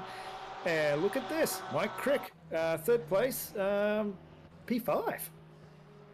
And Scott Rochford, a little bit further down in P14. At the moment, Cricky's got a handle on this one. So we'll see how the Porsches go for the extended duration. And there you go. So from the championship insights that we got from the one and only Breno Ellis, who is currently driving the number 17 Porsche machine tonight, if Cricky is able to hold on to that gap, he won't be able to clinch the overall Pro-Am lead, but he should be able to secure his position on the second step of that podium, which will be a fantastic result for Mike Crick in that 87 GTR this season. I have a table. I'm going to refer to the current positions between Chalmers and Crick and see if you can catch up those 80 points. So bear with me while you talk through that dive. A great move there from Pete Viney on Weehan, who is very slowly sort of tumbling down this timing chart, which he won't be happy at all. The next car behind is Ryan Anderson in the 98 Porsche, who's already all over the back and will be looking to make a move. If not before they cross the start-finish line, definitely into turn 1. It seems like the Porsche's got the speed there. A little bit of a show of the nose, just showing Weehan that he's there. Trying to get the driver looking in their mirrors instead of in the front where they're going. They come through the very tricky hairpin before the flat-out run onto the back straight here. Probably a bit more of a gap than Anderson would have liked there, but he does have a run. He's got a far better exit than the Mercedes here. So can the Porsche in the slipstream hold on? Showing the nose a little bit again, so there's some gamesmanship happening from Anderson in the 98 machine as well. Nothing doing on this lap, so he'll sit behind that Mercedes and just try and pick his mark. It's so important for our drivers to stay patient tonight, as we're having a look at the 109 of Brickley, who has had Rochford go up the inside. He's also had Ellis go up the inside there as well. Unfortunately, Brickley is tumbling down the timing sheets with Zach Jensen of the 95 Porsche ahead of this little gaggle here as well. And Breno is looking spicy. He's all over the back of Rochford here. And these guys have sort of been going tit for tat the first 7 laps of this race. So he's going to be looking for an opening to try and make a move that's going to stick. He's going to be patient to save his tyres. So looking on the inside, not making a move. It definitely is a game, a very much a long game. And reviewing the Crick Chalmers delta in points, we're looking about 45 points, so he only gets half of what he needs. So Mike needs to drive faster. As we said, it sounds like that one's going to be a bit of a tall mountain to climb for the Pro-Am Championship this year, but the second step on the podium is definitely up for grabs, and Cricky is doing everything he needs to do to secure that one right now, Damo. Oh, 100%. He's doing all right. Don't want to give him a commentator's curse and a little bit of a commentating praise. As we see him on screen, just 0.2 off his best lap with a 36.8. That's pretty respectable time during the race. And we're looking at Rochford pulling a 37.9 from a best on the inside at the Audis. He has made the move on Jensen, which allows Ellis to have a look around the outside, which now turns to the inside. I find this corner very tricky. It's a third/fourth gear corner going into a third/second gear corner. A little bit blind as well. So that was a really good move there. As we see the Audi have another little twitch there coming out of turn 5 into turn 6, and again through turn 6. Needed that little traction control increase there, or a little more sensitive on the right foot. As his last lap was a minute 40. That's because he had some people being past him. And we have Ellis on the outside of Rochford. Looks like that is a move done. Oh, car 31 has gone off at between round turn 12. So who's 31? 31? 21. 31. 31 is Sean Buscovis in the McLaren there. And that, to me, ladies and gentlemen, looks like hardware issues. Car parked on the right-hand side of the track there and not moving at all.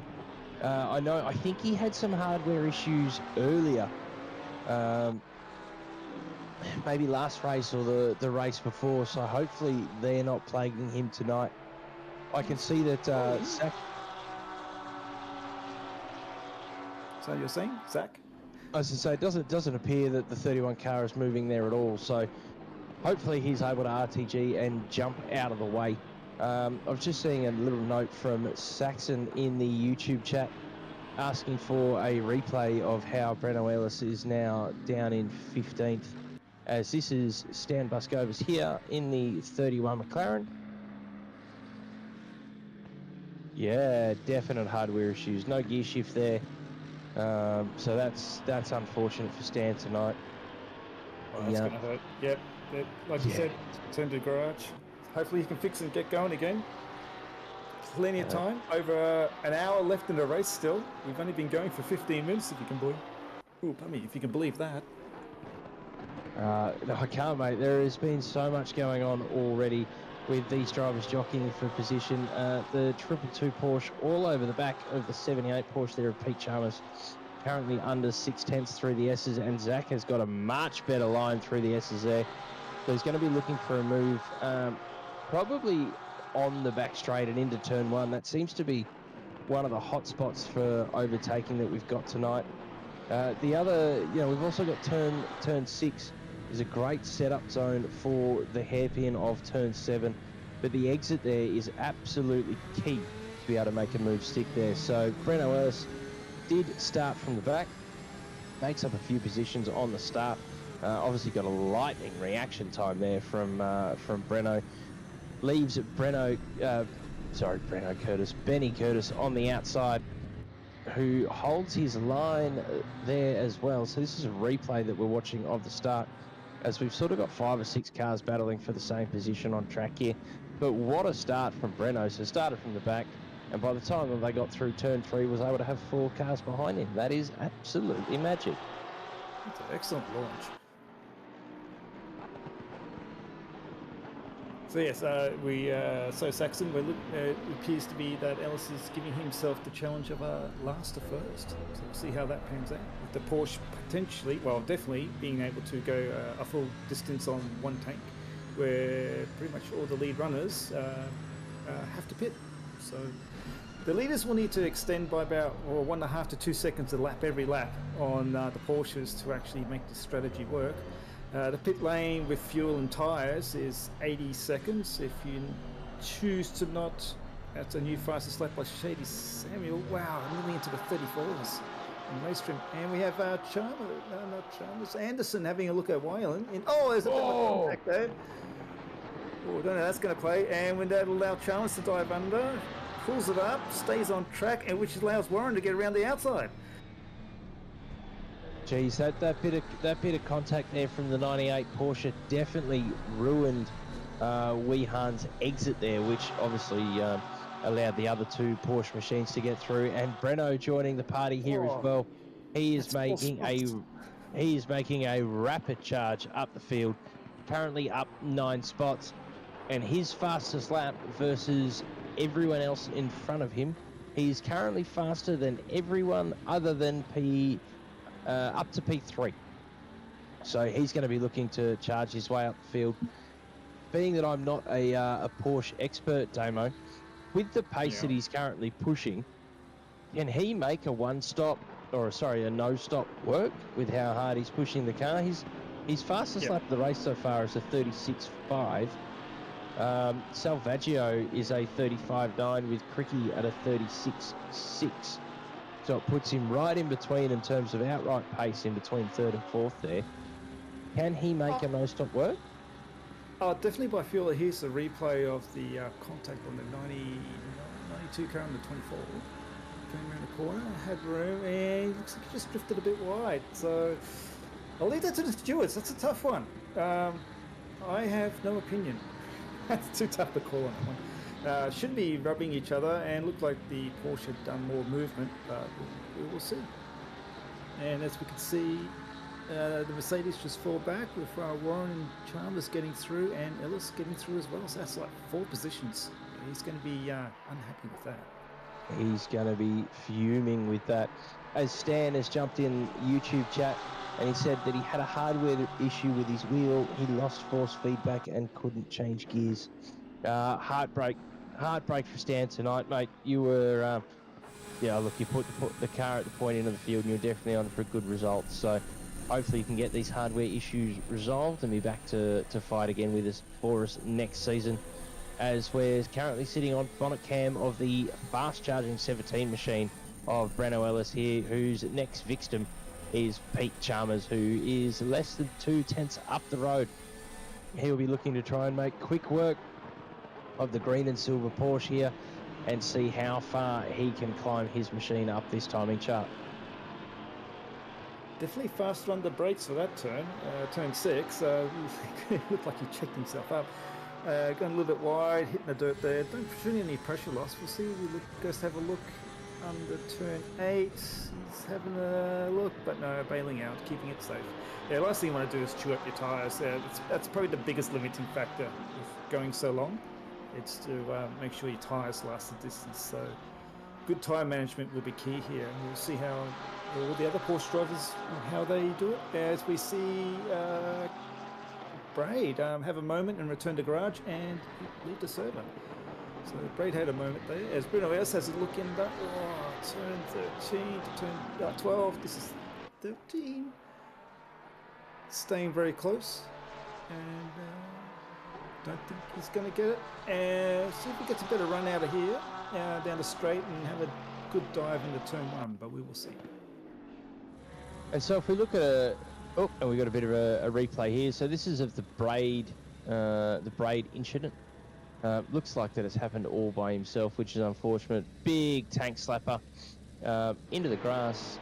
No damage there. So interesting that he's decided to RTG and to hang the headset up tonight. A bit of a disappointment. So we are now down to just 17 runners for the final race for Split Red this season. Yeah, it's even though it's only 17 runs, another replay of the Audi. Teammate on teammate. So we have, whoa! Wow, and that Audi has completely missed his braking marker there. And he made that very, very easy for Rob, who I'm sure had a chuckle sitting in his rig. As we're looking at Breno, looking for a move on Chalmers here. Goes to the outside. He's going to force him the long way around here. As we have a bit of a touch. 2 drivers trying to jump on the same bit of track, and that's forced Breno to sort of sit behind Chalmers again as they file through the S's section, which can be absolutely deadly for pressure loss, which is something these drivers are going to have to manage. Breno is going to be looking to make very, very quick work of this 78 Porsche machine after that contact now, as we jump to another replay. So we've got the overhead chopper cam here. So nice and tight, nice and clean through that corner. And look, I'm going to leave that to the stewards. They're far more qualified to make those sorts of decisions and calls than you and I in the comms box, don't we? Looked like it was Chalmers driving straight. Bruno's going to have a dive here. Chalmers a little bit late in the defending, though. He waited to get out before he started defending. No harm, no foul going to turn one. Yeah, this circuit's absolutely deadly for tyre pressure loss. I think it's the inside of the turn before the inner straight.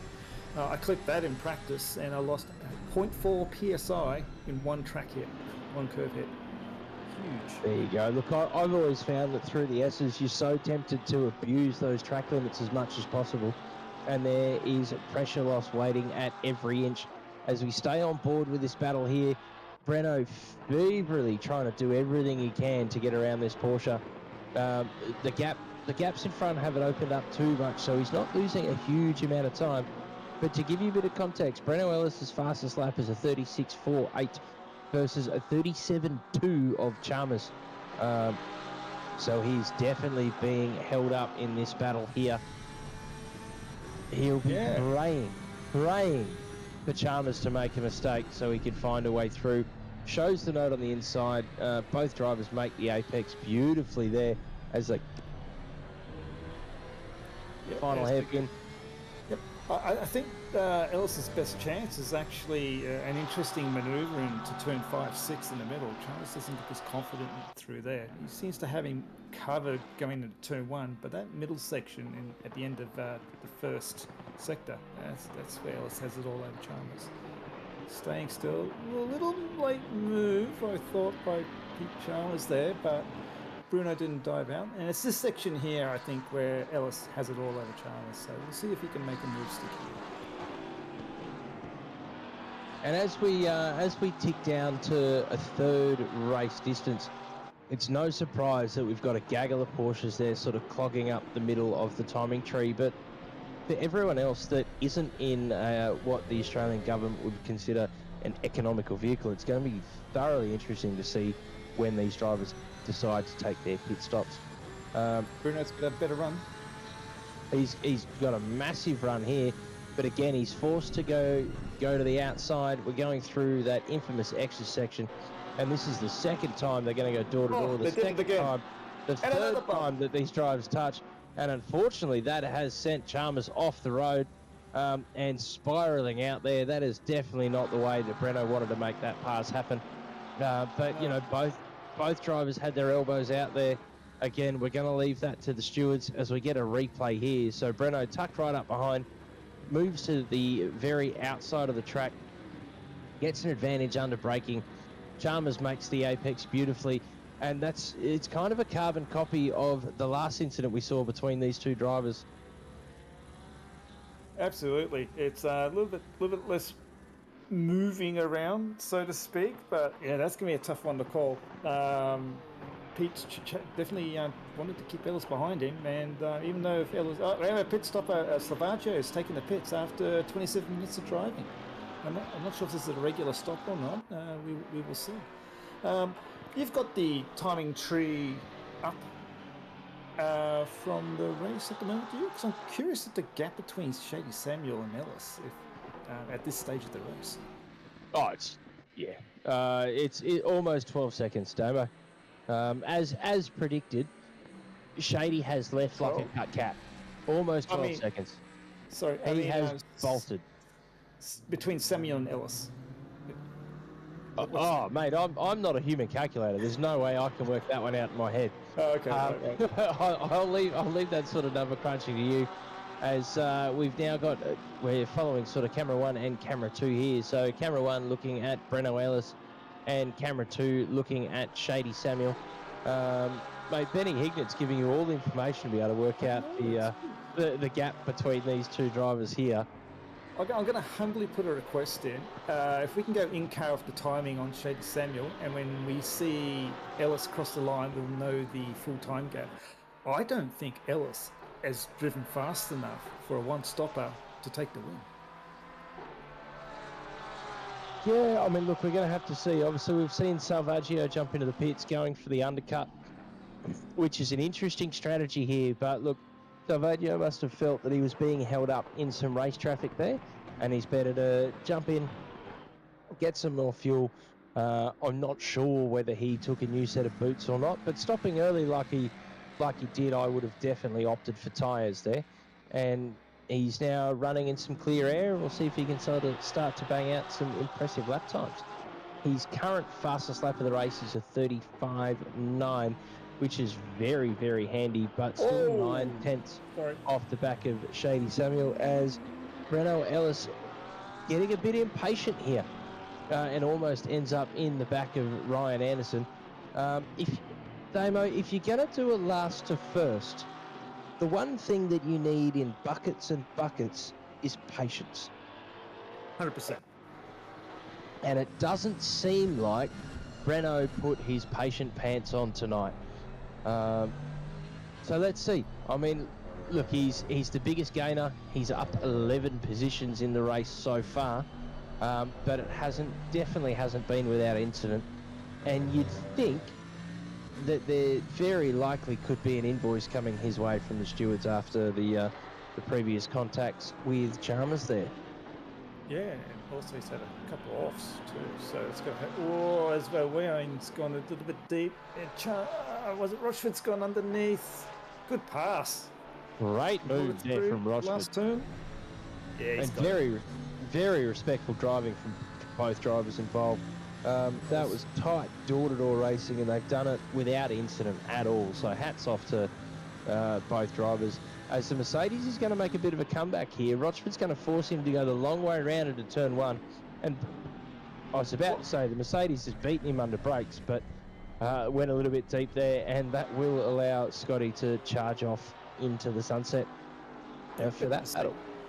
With the Mercedes catching the Porsche at the end of the straight, I'm thinking Rochford definitely on for the one stop. Bit of lifting coast of play, you think? Yeah, Wayne's gone off again at the end of turn 4. Turn 4, turn 5 area. Looks like he's back up and racing again, but a challenging start to the race for Weeham. Down 6 places. So he's obviously able to qualify that car well, but in race trim seems like he's struggling a little bit. As the Porsche battle resumes, we have the replay here of Weehan and his incident. Oh, a bit squirrely. Oh, he slowed down. Oh, he stopped. I can tell he stopped because he stopped. It must be the stopping. Strange. Oh, did he power off? Did he turn his engine off? Because you have to stop the car to start it again. Oops. Maybe. I think you're... Was that a wall tap there from Warren? It was. That's not going to help. That's not going to help him in his fight against Pete Viney here. Obviously, equal machinery. And as we got Ellis getting through on Anderson. So Ellis is now 12 positions up from where he started, and he is slicing his way through this field. His next victim ahead is Zach Warren, who almost won last week. So, you know, he's a very, very good operator there, Zach. So Breno's going to have his work cut out to get through this pair here, because obviously Warren is also in a tight battle with Pete Viney for P5 overall. And I have the number. I kept a close eye on the sector times. We have Ellis about 60 seconds behind Shady Samuel. At this pace, he is not going to get anywhere close to him. He's dropping time hand over fist. And Shady Samuel absolutely screaming through to keep that time, or keep his pace up to make sure he doesn't get the super overcut done against him. As we have Warren challenging Viney. This is going to be interesting as they go into the tight twisty bit at the end of the curve here at turn 12. Did you see Warren get a bit wobbly there? That was well kept. Well, he's having a look on the inside, little dive. Oh no, he's kept it out and trying for a better drive outside of turn 14, 15. Clip the curb a little bit, get extra rotation. He kind of missed it, so he's drifting a little bit wide. That's going to scrub some speed off, and it's going to be a bit of a gap. We'll see what Warren's pace is like. He's pulled a 37.9 with a best of a 37.0. That's too bad. Oh, closes up really well under braking under Vine.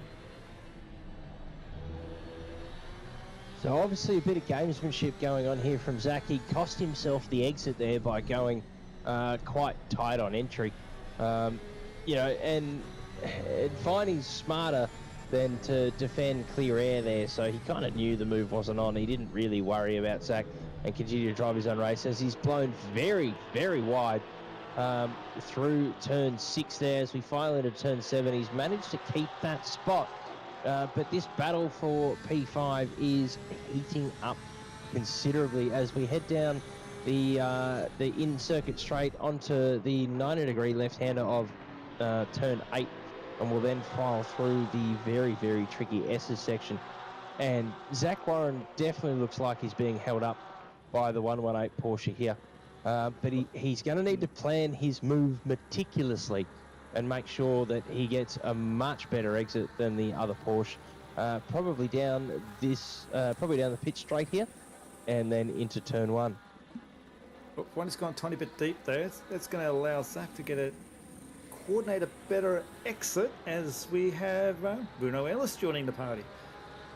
And say welcome back to the conversation, Breno Ellis. So he's managed to close that gap rapidly, and he's now less than 2/10 off the back of Zach Warren there. So we've got a 3 Porsche battle for P5, and the fast-charging Breno Ellis looking to make 13 caps tonight. Not the word I was looking for, but it's one we'll go with as this battle rages on. This is not going to help Ellis with his closing the gap up front, because these guys are about 1.5 seconds slower per lap if they keep battling and if he can't get through. Being Porsche on Porsche, it's harder to find any disadvantages between the cars. It's down to driver pace. So I think Barney has a little bit of a struggle outside of this turn 7 because it's a very slippery. Oh, Ellis super wide.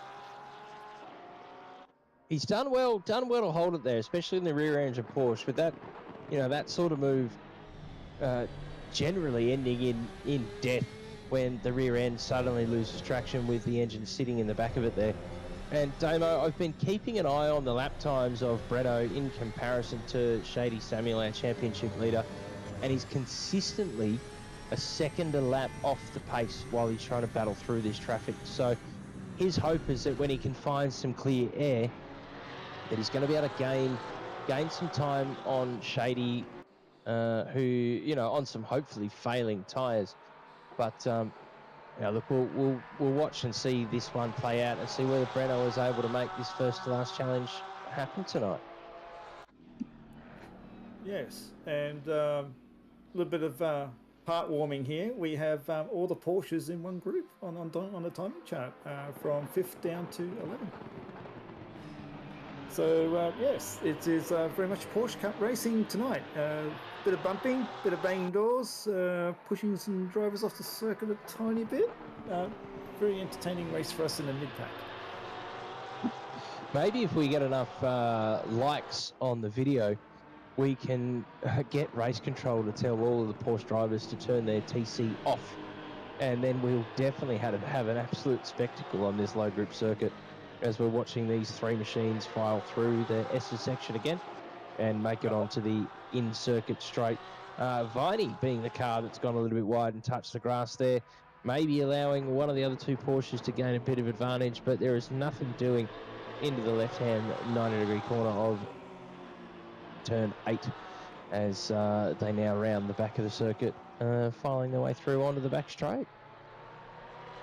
I think this is Warren's best chance. Viney looks going short through some of the corners through the S's there, and Warren gets a very excellent drive every time behind Viney, but he just can't find a sneaky way around. Going higher, it doesn't generally work out, so he's going to have to wait for Viney just to make probably a little a bit of oversteer moment through turn 14 where they just went through, and get a better, not so wide driving through turn 15 here. As it looks like Ellis has got a bit of a run going on here. Hello, here we go. What's going to happen here? We'll keep an eye on this battle as he throws it to the inside, and he's got an overlap before we enter the braking zone, so the driver's going to have to be very cautious here. Breno finds the apex beautifully, but Zach makes him go the long way around and then shut the door on the exit to 2 as we enter and exit 3 into the tight right-hander of 4. Very hard to keep traction under the vehicle through this section of the racetrack. as we fire through into the extremely challenging hairpin of 6, into the extremely challenging right-hand corner of 7, which it's imperative to get a great exit for that in-circuit short straight there in Sector 2, as we're currently sitting on the back of Viney's Porsche, looking at the somewhat war-wounded machine of Breno as he shows the nose a little bit there, but he's compromised his exit by coming in a little bit narrow, and that's going to give Warren some breathing space there. Yes, and with these two battling, it's allowed Viney to get a little breathing space for himself as well. So in the Fascinating battle. It is, and I'm looking at Crick staying ahead in P3, Viney's P5, and we have Chalmers down in P10, and one more, I need one more, I'm looking through the table, Curtis, P13. So Cricky's very quietly made up 5 spots in the opening 40 minutes of this race. He is driving a stellar race. I don't want to curse him too much because I'd love to see him have a great result tonight. But that's an exceptional drive. Warren's gone deep, he snatched his brakes, had a little bit of a lock. Yep, he's allowed Bruno to get through, knows how good a driver Ellis is, and follow through. And hopefully following Bruno Ellis, he'll get through on Viney in one move as well.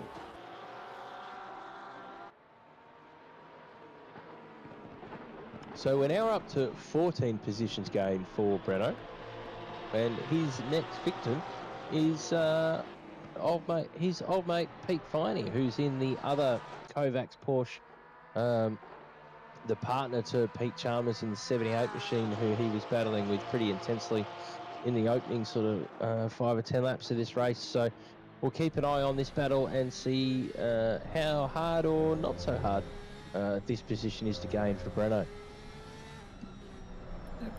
I'm noticing at front P1, P2, the gap hasn't... Whoa, that's a... Did you see the sponsors? Very easy to read. Oh, he's got the inside. This looks like it's a done deal. As he forces... And then so you watch, he's got the inside line here. Zach throws it up the inside as well, getting all sorts of interested in Pete Viney's Porsche there. So it looks like Breno's been able to make that move stick as he is flying up the field and now currently finds himself in P5. So a fantastic drive from Breno so far. Looking back at Warren, is Warren going to have a look? No, Warren doesn't have a look. Has Pete? Looked like he was going harder, but it was just Warren just braking a little bit earlier.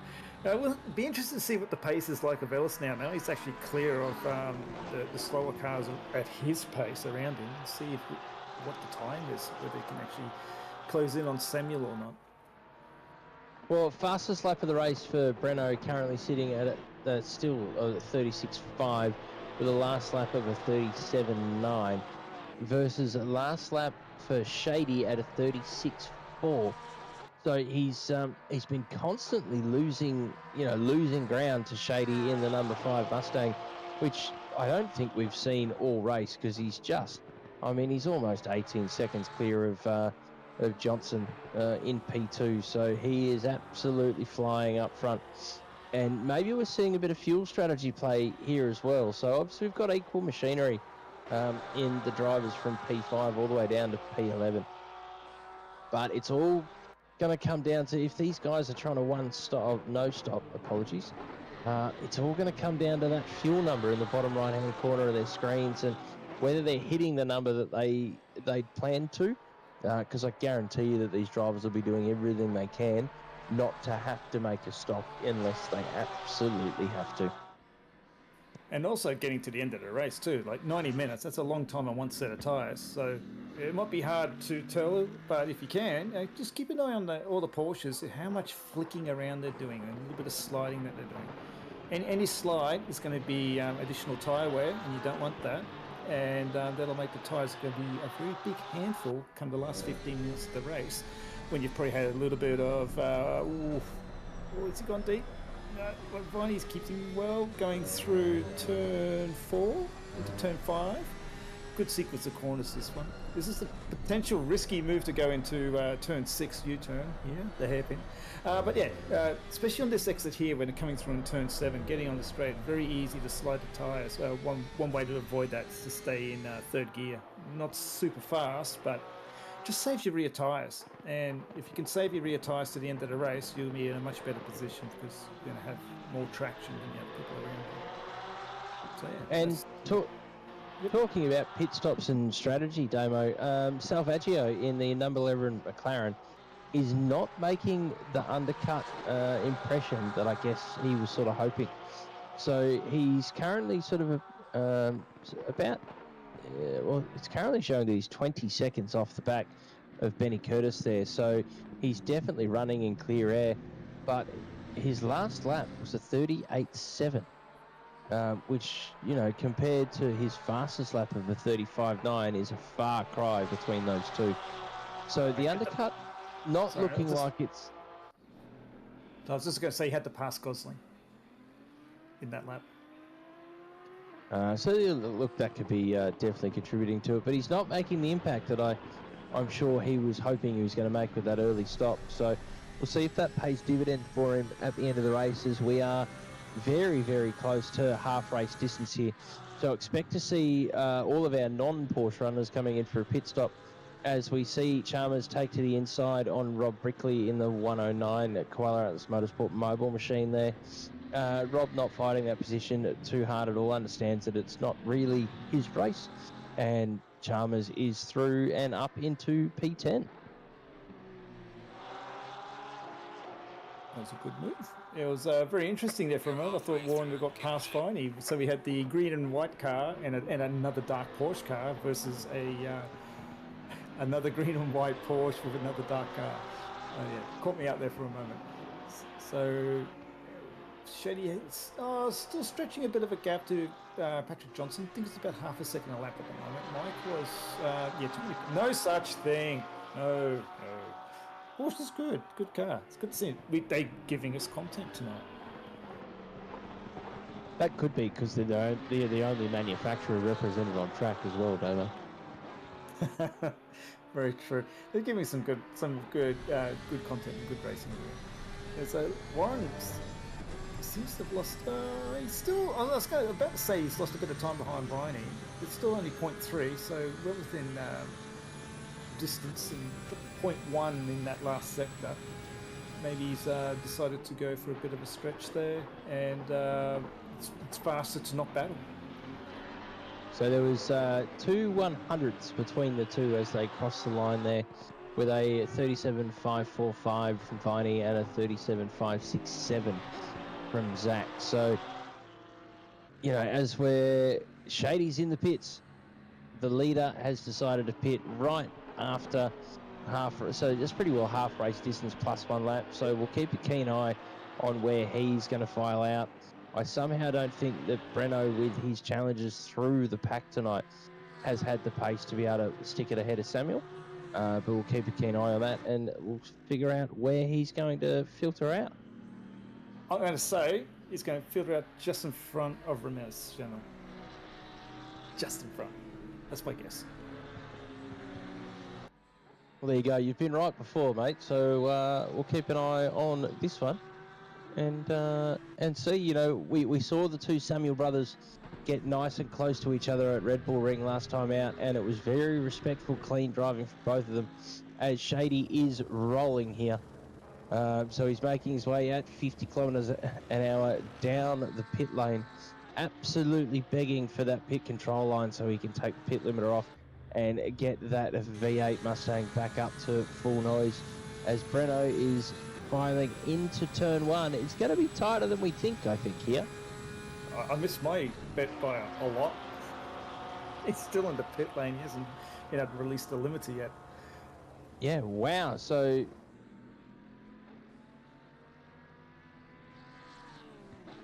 where is he going to come out? He's behind Warren. Not Warren. That's Anderson. the 98 machine of Anderson. Yeah. So a much longer pit transit time than we were expecting. I wonder whether Shady's taken tyres as well. because competing against these Porsches, he's going to need all the pace that he can muster. So if I was a betting man, I'd say he has taken tyres to make sure that he has got the best machine under him for the last half of this race. As we're looking at Zach Jensen from Pete Viney from Zach Warren there, and another big catch from Zach. Tell you what, Zach needs to go and join Major League Baseball with the amount of catches that he's done tonight. He would be very, very welcome on their field. As Shady throws it up the inside of Ryan Anderson there, isn't able to make the move stick, but he's going to be impatient here. He needs to make his way through this field as quickly and efficiently as possible, because he's got Breno up front doing the last to first, and we're presuming not going to make a pit stop as he goes to the inside for into one of the corners in turn sector 3. God, my words are all over the place tonight. Final hairpin, and we now round the right hand corner onto the back straight, where the Mustang is going to make absolute mincemeat of the Porsche. Just the extra grip. Sorry, just the extra grip going through the last turn is amazing. And you should be able to just outdrive the Porsche here. Yep, as you're saying. As Anderson throws it to the inside, shows the nose a little bit. Shady's not even looking at his mirrors. He's got a fresh set of boots, and he is fueled to the end of the race in that Mustang, and he is going to carve through the field. As we're also looking at Johnson and Gosling in the pits. Yes. I remember saying earlier it was looking like Ellis was 60 seconds behind Shady, and that seems to be the correct case. So an 80-second pit stop, and I think Shady Samuel's probably about 20 seconds behind Ellis at the moment. With 45 minutes to go, based on Ellis getting through traffic, it's going to be a lot tighter than what I thought for the end.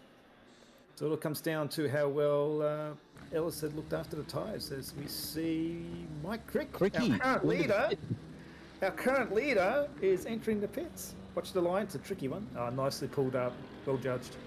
So Cricky in the Nissan, which is sort of one of the other cars that it's possible to do a 90-minute stint in, has decided that he is one-stopping this race.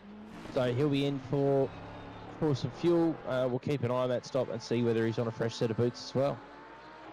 Yep, you can get a coffee, some pancakes, maybe make a roast chicken while he's waiting to get out the pit lane and get going again.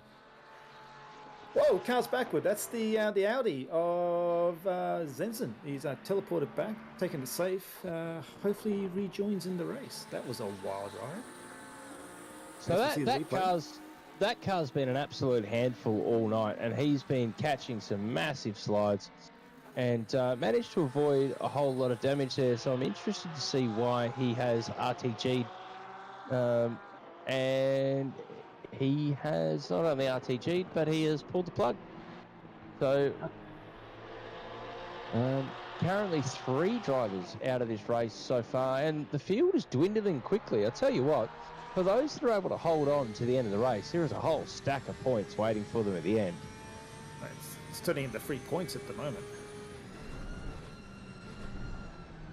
As we see Viney being chased by Warren. Warren still can't find a way through, and if these guys are going to be no-stopping it, it's going to be seeing a lot of that nice numbers of 118 Porsche.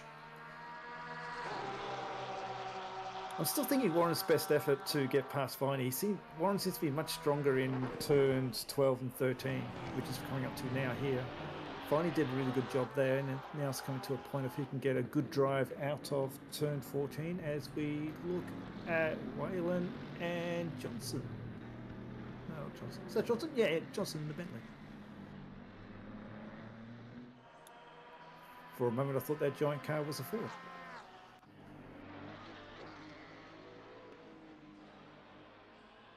So watching Warren and Viney going down to turn 1, Warren's following Viney through, wondering if he is actually not challenging too hard. Oh, hello. Shady Samuel got a 5-second pen for that move 2 laps ago on Anderson when they came through 2 and 13 and just had a little bit of a bump on the outside. So that's going to make things interesting for the end of the race. As Warren's having a look in turn 6. That's a scary one to make a move in. Very, very interesting penalty there for Shady. You know, that's just going to add another 5-second hurdle to his battle with who we can only presume is Ellis for the lead of this race. As we're looking at Warren and Viney here, who have been scrapping for the last sort of 40 minutes, with Warren unable to find a way through. As we're looking at a replay of that incident here, so Shady up the inside. Light, very, very light little touch there. If that's the incident that we're penalising, I'm very surprised that one has come with an invoice. As Warren throws it up the inside, decided he's had enough of looking at the back of the 118 Porsche there, and he's been able to make that move stick. That is a masterstroke there from Zach. So he'll be now looking to get himself some clean air and bash out those laps. So he, you know, is now arguably sitting in a net P2 for this race. So great drive there from Warren so far. As we get a replay of this move, ladies and gentlemen, have a look at the car placement of Warren here. Phenomenal under brakes, hold Viney outside, pushes him to the outside of the racetrack, which compromises his exit, which allows Zach to be the first man to the apex into turn 2, and he gets that move done. Yeah, Pixel Bug, I read that your comment a little bit late. Yeah, red flag the race, Cricky is leading. That would have been a good one.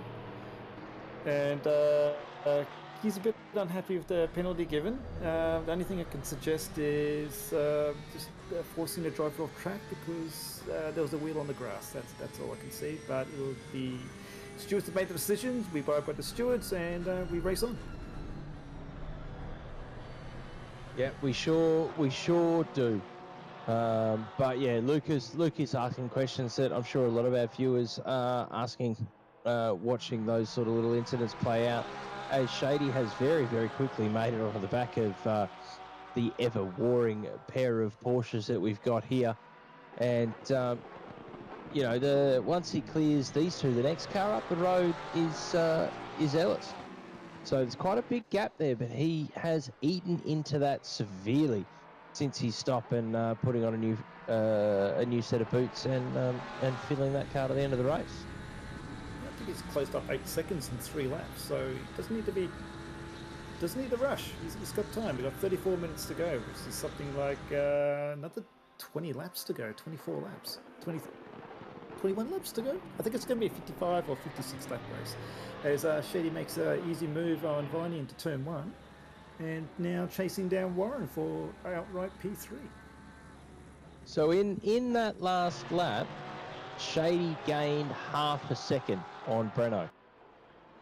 So once he's in, you'd like to think that once he's in clear air, he's got more pace and he's able to show in traffic. It's a great move up the inside of Zach Warren, who goes deep into turn 6 there. He will have the inside for turn 7, but Shady hangs it on the outside, and he's got a far better exit in that American muscle of the Ford Mustang. He's got the overlap, and he has made the move done as they head into turn 8 there. So Shady making short work of the field here as we jump back on board with Breno Ellis, who's got the other Samuel in front of him. And I wonder if there's a bit of inter-family teamwork happening here. And I wonder if Ramez is doing everything he can to hold Breno up to ensure that he can't scupper up the road in that Porsche. And ladies and gentlemen, last lap for Ramez Samuel was a 38.2. We'll see what he does as he crosses the line now. He's done a 38.1.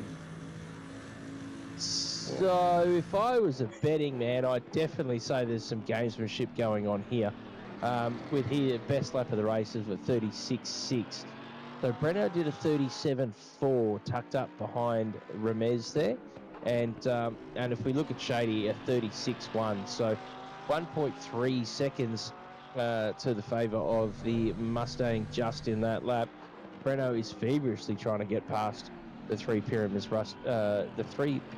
Racing Mercedes AMG of Ramez Samuel. Well, it's been running for an hour, and am I right in thinking that I potentially have heard that the Mercedes can actually go the distance on one tank? Oh, I've heard it. dispose of Ellis. I've heard it's possible, and maybe one of our pro drivers in chat can jump in and give us a bit of a steer. But I have heard that it's possible in the AMG, but not easy. So if Ramez can make this on a no stopper, that is a stellar drive from him. As Shady currently holds the fastest lap of the race at a 35 dead, with a last lap of a 36.1.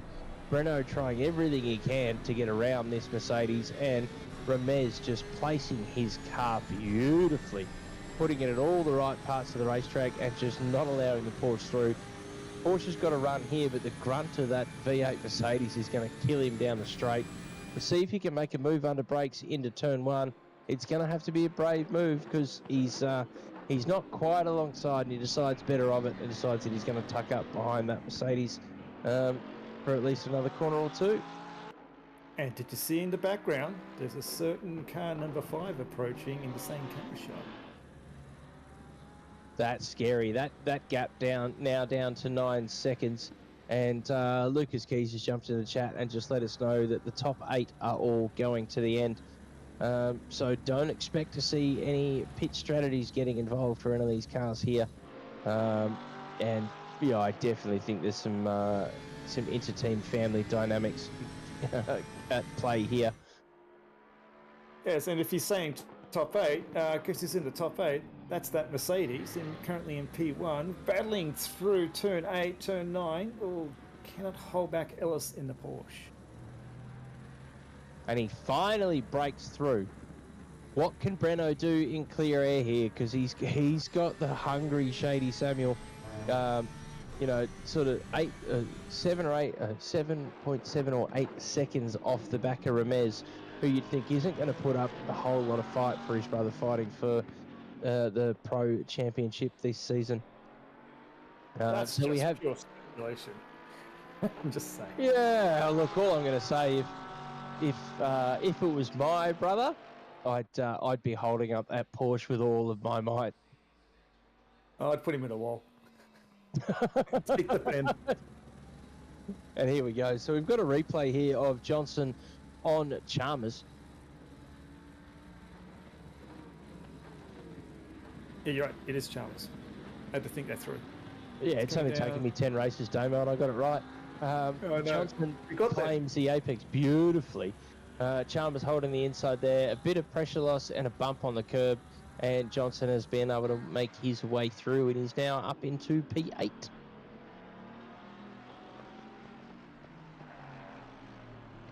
That's going well. So we're out at the pit stop. Mike Crick has dropped back to P12. Curtis in front of him. Then we have Chalmers in P9 and Rochford in 6 of all places. That's going to turn things around a little bit. Looks like Pete Chalmers has still got it, as we have Mike Crick having a go on Curtis into turn 1. Getting very close. This is going to be a good battle to the end. So, Nissan Power versus Ford Power. Two big, mighty cars. Here we go. They look very similar to me. I'm glad they're different paint schemes. The only way I can tell these two apart is the rear brake lights. Well, I was about to say, if you mention anything other than the iconic round lights of a GTR, Damo, I am hanging up this call now, and you can do the rest of the call by yourself. Don't do that. As we see Johnson making another pass, and he's gotten through the 98 Porsche machine of Anderson, and that puts him up into P7. So driving a great comeback race here at the minute. Now it's a bit of a pit stop strategy update, because the ACC timing tree, because we've got no mandatory pit stop tonight, doesn't show us how many times people have stopped or not. So the people that have taken pit stops so far are Shady Samuel, Patrick Johnson, Mike Crick, Salvaggio, Weehan, and Gosling. So they're the 6 cars that are taking pit stops at the moment. So keep an eye on those cars as we get into the final stages of this race, and the rest of the field jumps in for what I can presume is going to be a splash and dash. And we're going to see those guys that took pit stops early rocket up the field as the rest of the field go in for some more juice. Another interesting one to be to watch is Viney and Rochford. They're currently 17 seconds behind as Johnson's. Oh, he's scared Viney. Sorry, Rochford off the circuit. I'm not sure if that was a bit of a watching the mirrors or giving room or a little slip. It's going to be one of those three, and that covers all events. Mike Crick having an excellent challenge into P5, turn 5. Can't make it through into turn 6. It's going to go wide and try and get an undercut better through. No, following through in turn 6. Should have better traction because Curtis pitted earlier. So Crick's tyres are going to be much fresher. As he gets a little squirrely getting out. Cricky has pitted and Curtis hasn't, as we're looking at the Samuel brothers here. And are we going to see a that's a blatant let by. You're trying to tell me that there's no family dynamics at play here, Damo. I think not. Now, don't forget that this battle that's currently on screen here, this is for P2 in the Pro-Am Championship in Season 10. So this is a hotly contested battle between these two drivers. Cricky has taken a stop. Benny Curtis is yet to do so, but we're assuming that he will have to in that thirsty Ford. So both drivers driving a fantastic race, and great to see these two able to go wheel to wheel instead of just have a strategy battle. As we flick back to the lead of this race, Shady Samuel 3.4 seconds off the back of Breno Ellis. Yep, and just to positively reinforce the Crick Curtis battle, they are equal on championship points. So winner takes all.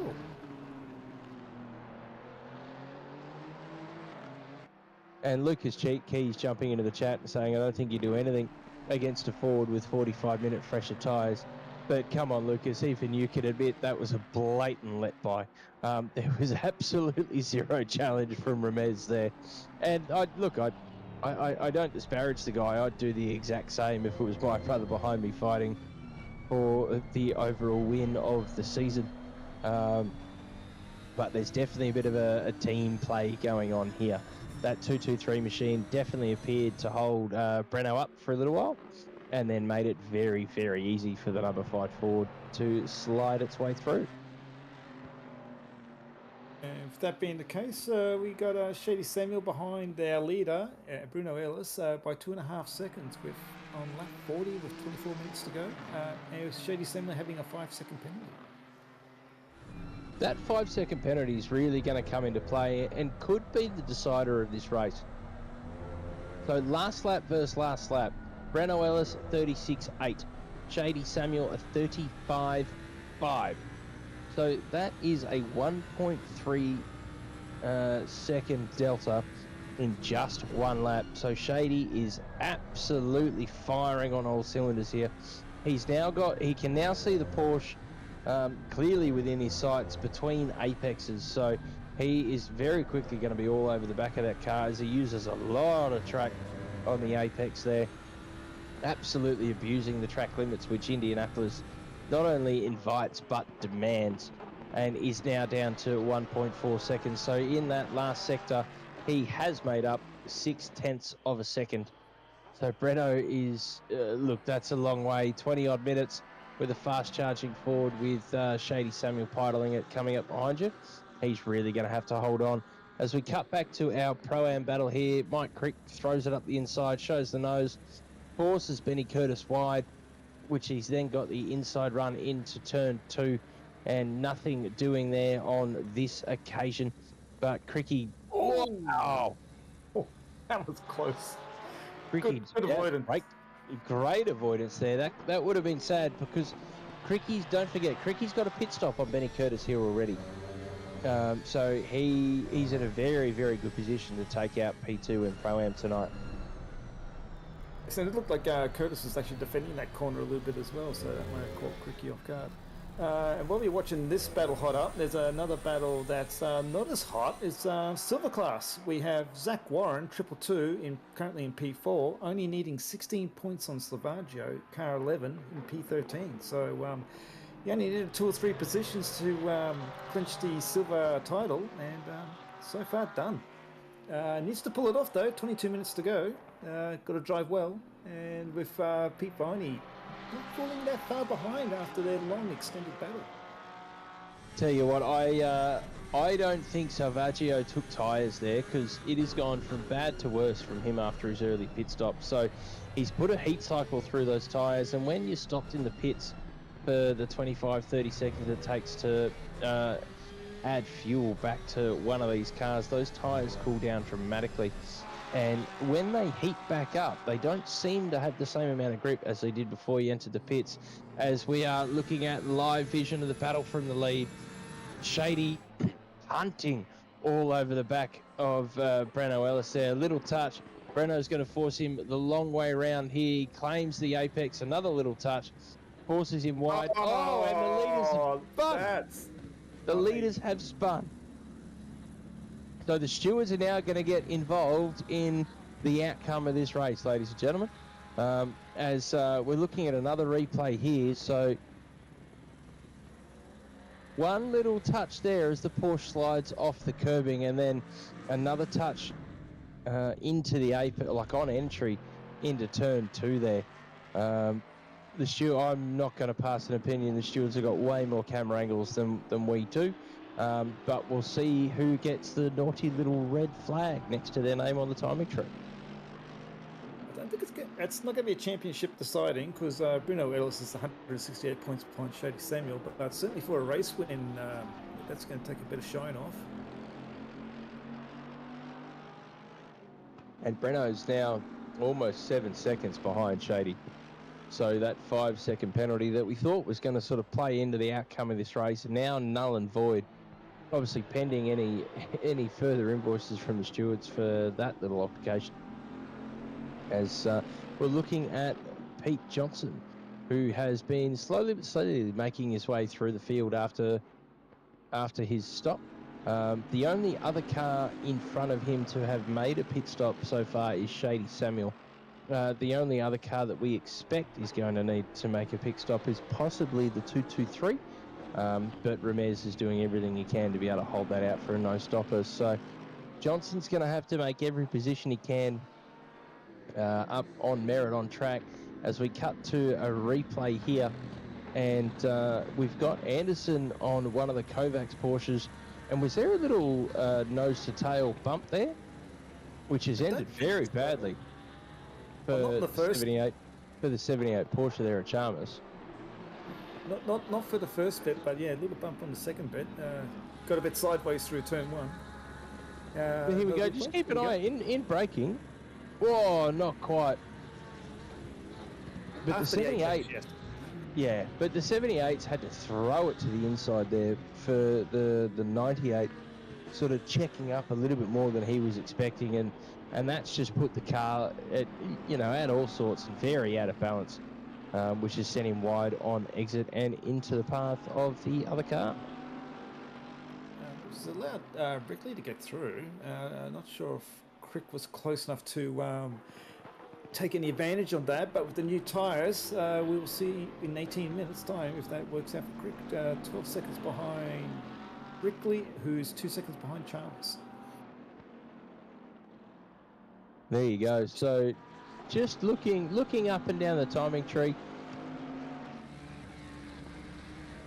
Another replay here. So this is of the 87 on the Fanatic Ford Mustang of Benny Curtis. So going around the outside there, Benny Curtis forces him, well and truly around the outside. Cricky takes the inside of the next corner. Benny Curtis will take the inside of the following corner as these guys go tit for tat into the right-hander of turn 4. Critical traction zone here. Oh, nice. He was able to get that move done. Now some very respectful side-by-side driving for a championship position. Well done, lads. Yeah, hats off. That was some stellar driving from those two. So yeah, just sweaty palms there. It's like going side by side, with each other, trying to get steal a championship position. You're really battling for it, and also having a very good race. And a hell of a place to try and go side by side here in this racetrack.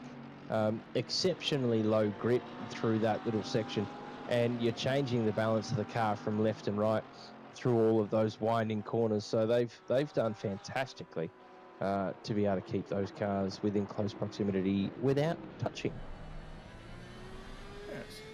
Yes, we got Patrick Johnson chasing down Pete Viney for P5, under 1 second with fresher tyres and no fuel management. Should be pretty straightforward, I think, down the straight. He doesn't get through in turn 12, 13. Very close here. Very close. Timing tree showing 0.2 of a second the gap between the Porsche and the Fruit Bowl Bentley there. And as Damo correctly stated, Johnson there, no fuel saving, a fresh set of tyres and a short dash to the end of the race. He is on an absolute charge to see how much further he can climb up. He can climb up this order. We need that Jaws music. It's coming through. Well, we don't need music at all, mate. We've got you to do the sound effects for us.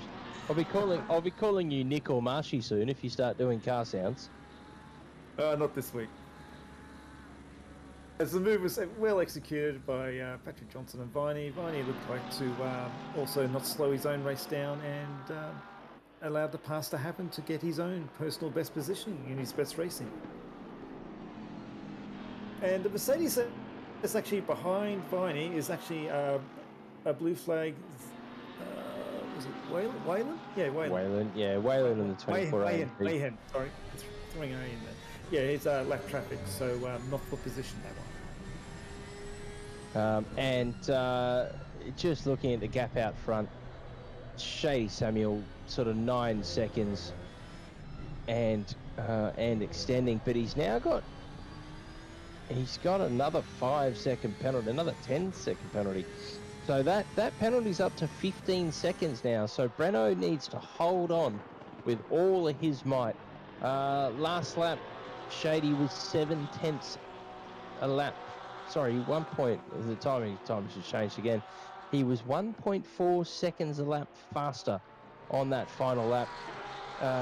So with 14 minutes to go and only 5 seconds buffer in that penalty, it's looking like a foregone conclusion that Shady is going to drive away with this race, even with his misdemeanors. But we'll keep a keen eye on that.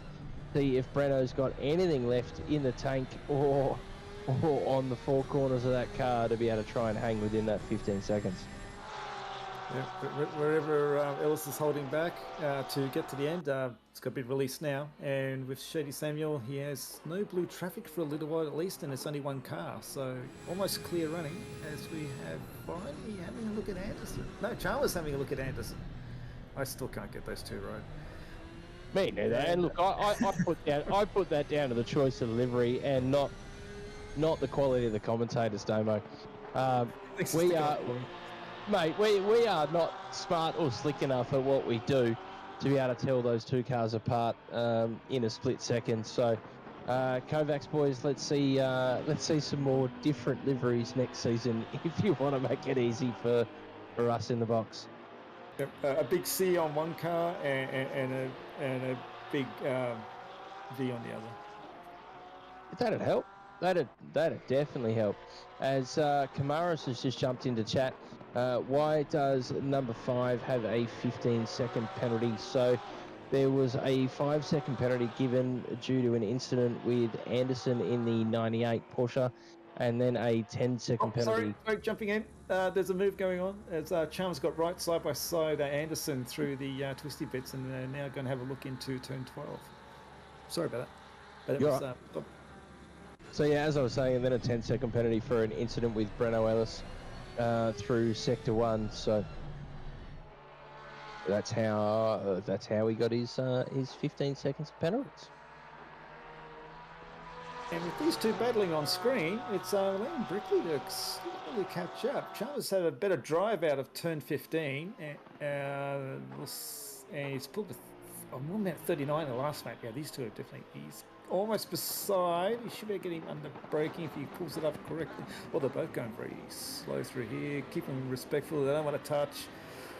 Oh, it's really close there. A little bit slidey from Chalmers, but he makes the move stick, and that would be job done. Anderson having a look, getting deep under brakes. Ooh, that was pretty close. Still checks up, gets through, and now I can say job done. And that's something that we've seen time and time again tonight, is that braking zone into turn 3 is very, very tricky. And we've seen the passed cars almost end up in the back of the passeur there. So here is a replay of the pass on Shady on Breno, and also the reason for the 10-second penalty that's associated with the number 5 vehicle tonight.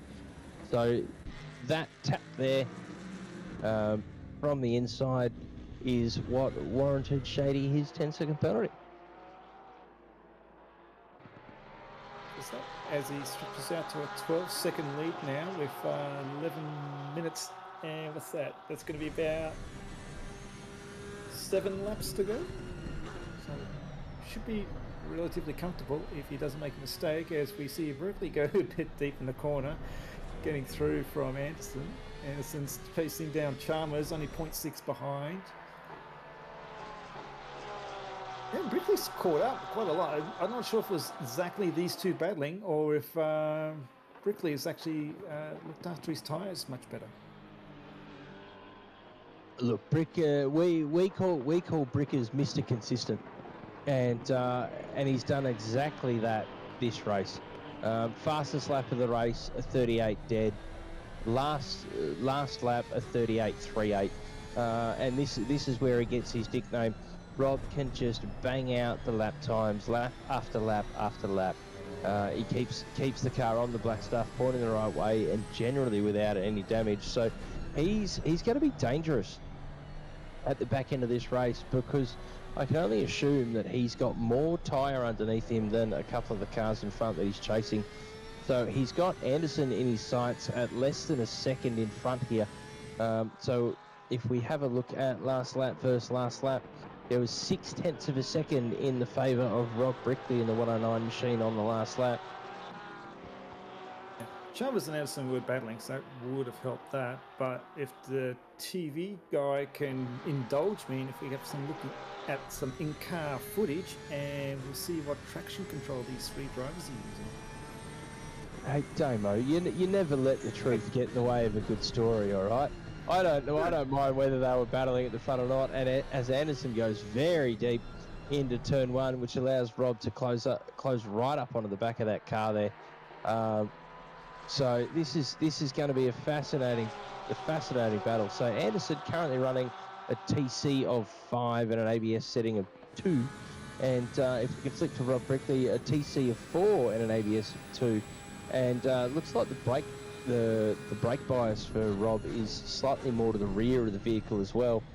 So he's got a slightly spicier setup on him, does Rob, than Anderson, and even though he's got a spicier setup, he is gaining on the car in front. On that last lap, there was half a second to the favour of the 109 Koala Atlas Motorsports machine there. So keep an eye on this one, expecting to see a pass very, very soon. Yeah, I was going to point that out actually. Zach Warren right on top of Ms. Samuel. Battle of the no pit strategy for P3. So this is also going to be a very interesting, spicy one.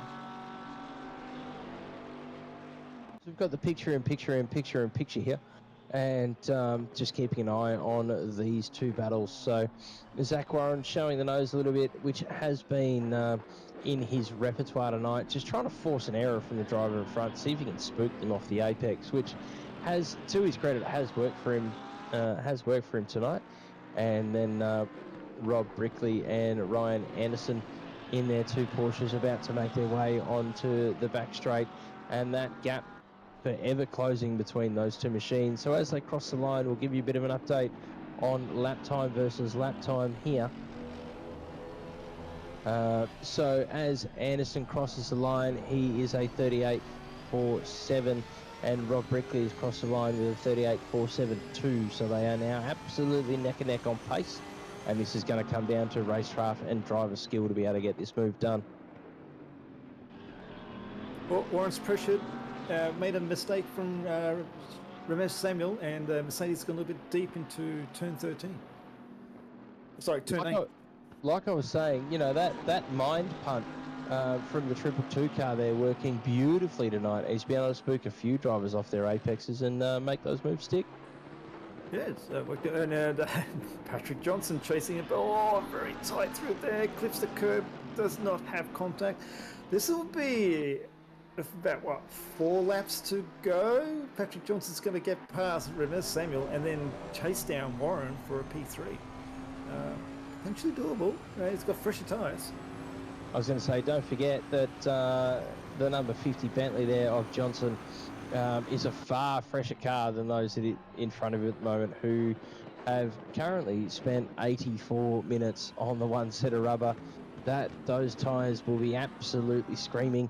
I wish that we got to see tyre pressure numbers for all the cars, because I can almost guarantee that they are under pressured and suffering for some heavy pressure loss, as we see Ramez run very, very wide into that last corner, but he's managed to keep the vehicle on track and chasing after Johnson there.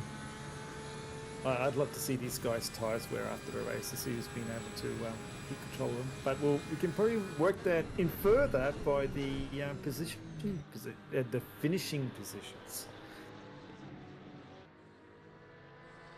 I'm surprised that you haven't got some sort of fandangle calculation on hundredths of a lap versus millimetres of tyre wear there, Damo, to be able to help us work that one out. Well, the Anderson having TC5 is going to be slower out the corners, but that'll probably also give him confidence to push and lean on the TC. Where Brickley on TC4 at this stage of the race is going to be a little bit more slippery. Having good car control will compensate immensely for that. I did not have that good car control. I was on TC5 at the end of the race. So too easy to spin up the tyres, but Brickley being a very good driver and a metronomic driver, as we say, could pull it off. He's looking very confident, doesn't seem to be sliding the car around. The car seems very well managed. Best way to tell from that is when we do the exit from turn 13. As we look at Patrick Johnson on the back of Warren. Very close. And I'd say that's not taking him long at all. And we've got some blue flag traffic there of the number 99 Nissan of Igor Zavaka. So, you know, that's going to play into this battle a little bit. Igor's a courteous driver. He will jump out of the way as he leaves a lot of room on the apex there, sort of trying to usher these two faster cars through. He'll be doing everything he can to stay out of this battle, but hey, look, he's got a big metal machine that's also deserves some pace on track. So he jumps far to the left on the infield straight here and jumps out of the way of both vehicles. Well done from Igor there. But it has allowed Johnson to close right up to the back of Warren here in that 222 Porsche as we jump to a replay of Anderson and Brickley.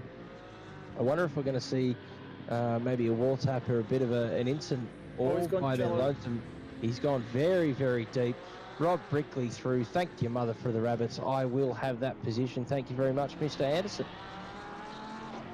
That looked pretty easy. He just needs to maintain his pace and keep driving forward. Well, he's got 4.7 seconds to Chalmers in front, which with 3.5 minutes to go is a very, very tall mountain to climb. So I think that will be it for Rob's charge back up the timing tree tonight, as we're back on board with Johnson, who hasn't been able to make this move stick yet. He's got 2, possibly 3 laps to go to be able to get on to that bottom step of the podium there on fresher tyres and with a much fresher race car there. Don't forget, we saw Zach Warren tap the wall on exit in the first sort of 10 or 15 minutes of the race, so that'll be affecting the aero balance of his car as well. So he might be finding it a little bit unpredictable, whether, you know, sort of through the braking zones and on the apex of these corners. I'm going to have to look at the final race stats, but with Remus Samuel in P5, there's a good chance he could skippity-doo up the championship and potential P3 finish for the championship for Remus Samuel. He's currently sitting in P4 with 4 points behind Tim Goeb, who's not here tonight, who's 63 points behind Zach Warren. There you go. So he's not going to get Warren, obviously, because Warren's ahead of him on track. But, Salvaggio with that early pit stop, it has compromised his race heavily, sitting down in P13, which I think is 1 or 2 spots higher than where he pitted into. So that strategy not playing out at all. But you'd like to think that Ramez, especially with the 1.5 times multiplier on points tonight, will jump ahead of Timmy Gobe in the Silver Championship. And look at these two go. Zach Warren all the way over to the inside of the track. He's then slightly making his way back out to the outside. Pete Johnson ahead, very wide on that corner, but it's managed to make the move stick. And that is the fight for P3 done and dusted for at least that corner. Zach Warren on some very, very worn rubber, doing everything he can to keep Patrick Johnson behind. Oh, he's got the curb. He's gone off. Warren's gone off. I think he's back on. He did an excessive cut on turn 5 and he bounced around a little bit. Here we go. Here's the replay. Yeah, turn 5. Oh, he's off. Yeah. He's done very well to hang on to it there. Yep, just a little lift, straighten it up, keep going. Doesn't seem to have lost a huge amount of time because Ramez Samuel 6.8 seconds behind. I think it was 7 as they crossed the line. So he lost about, let's call it a second. And we've had a question in chat from the ever-present and inquisitive David Marsh. Does that mean Gosling will get the AM title? Marshy, count the red squares currently in the race and tell me how many others are there. Gosling has, because he went into this race leading the AM title by quite a margin, I'd say he has this one in the bag.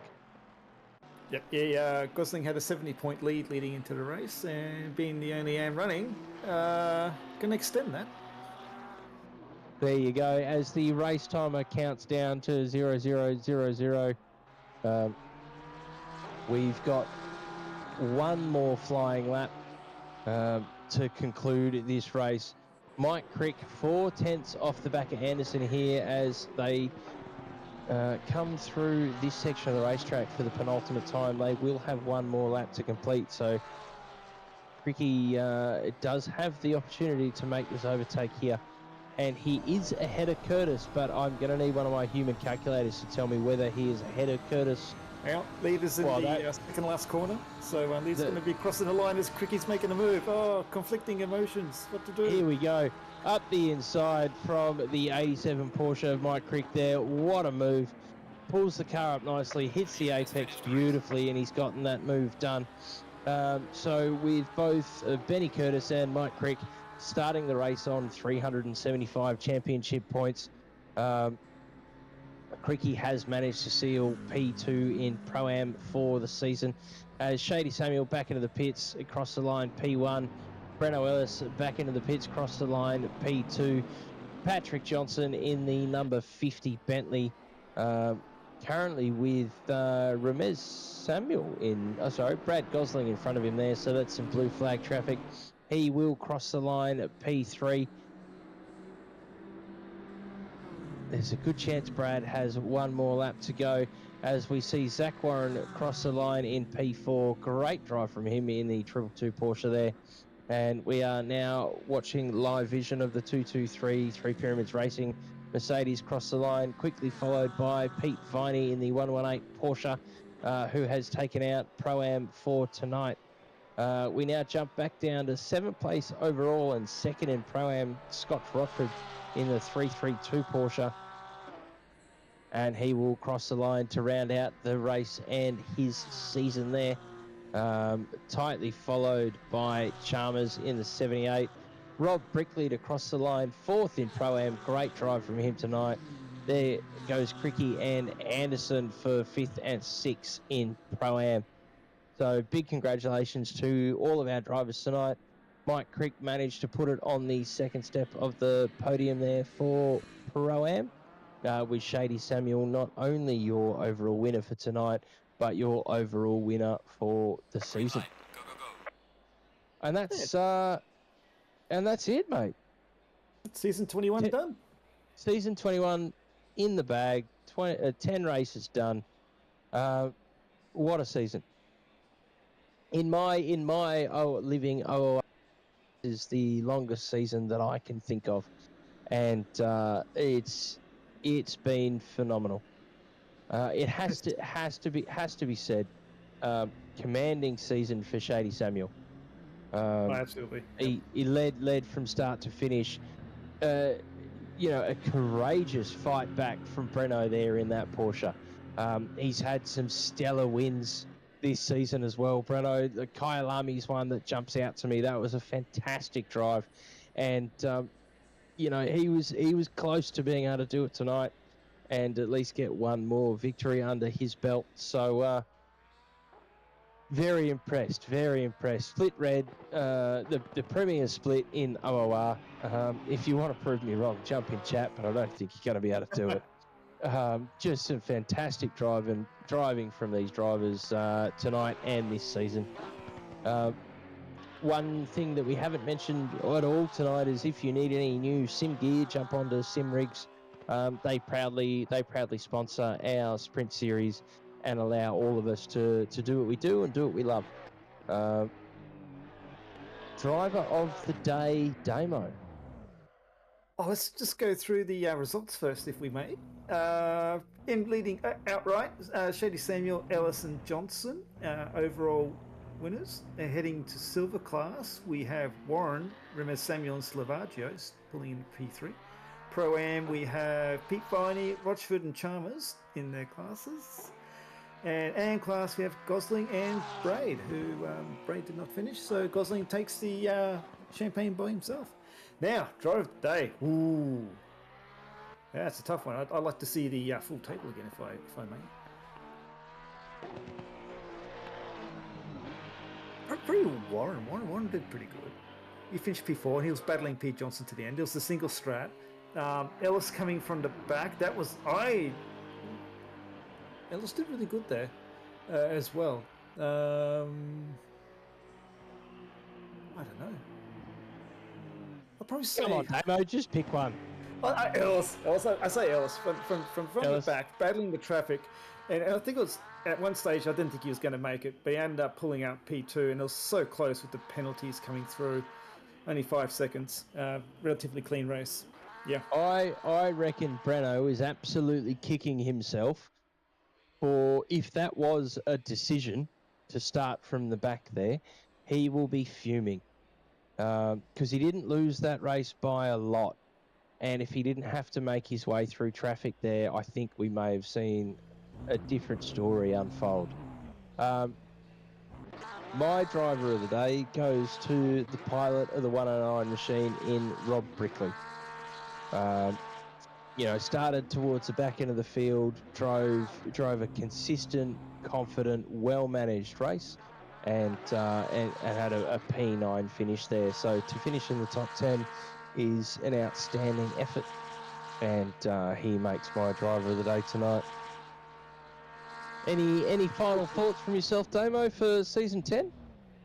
No, long season. I'm looking forward to a sleep, and looking forward to coming back for more. It was excellent commentating with you, Sam.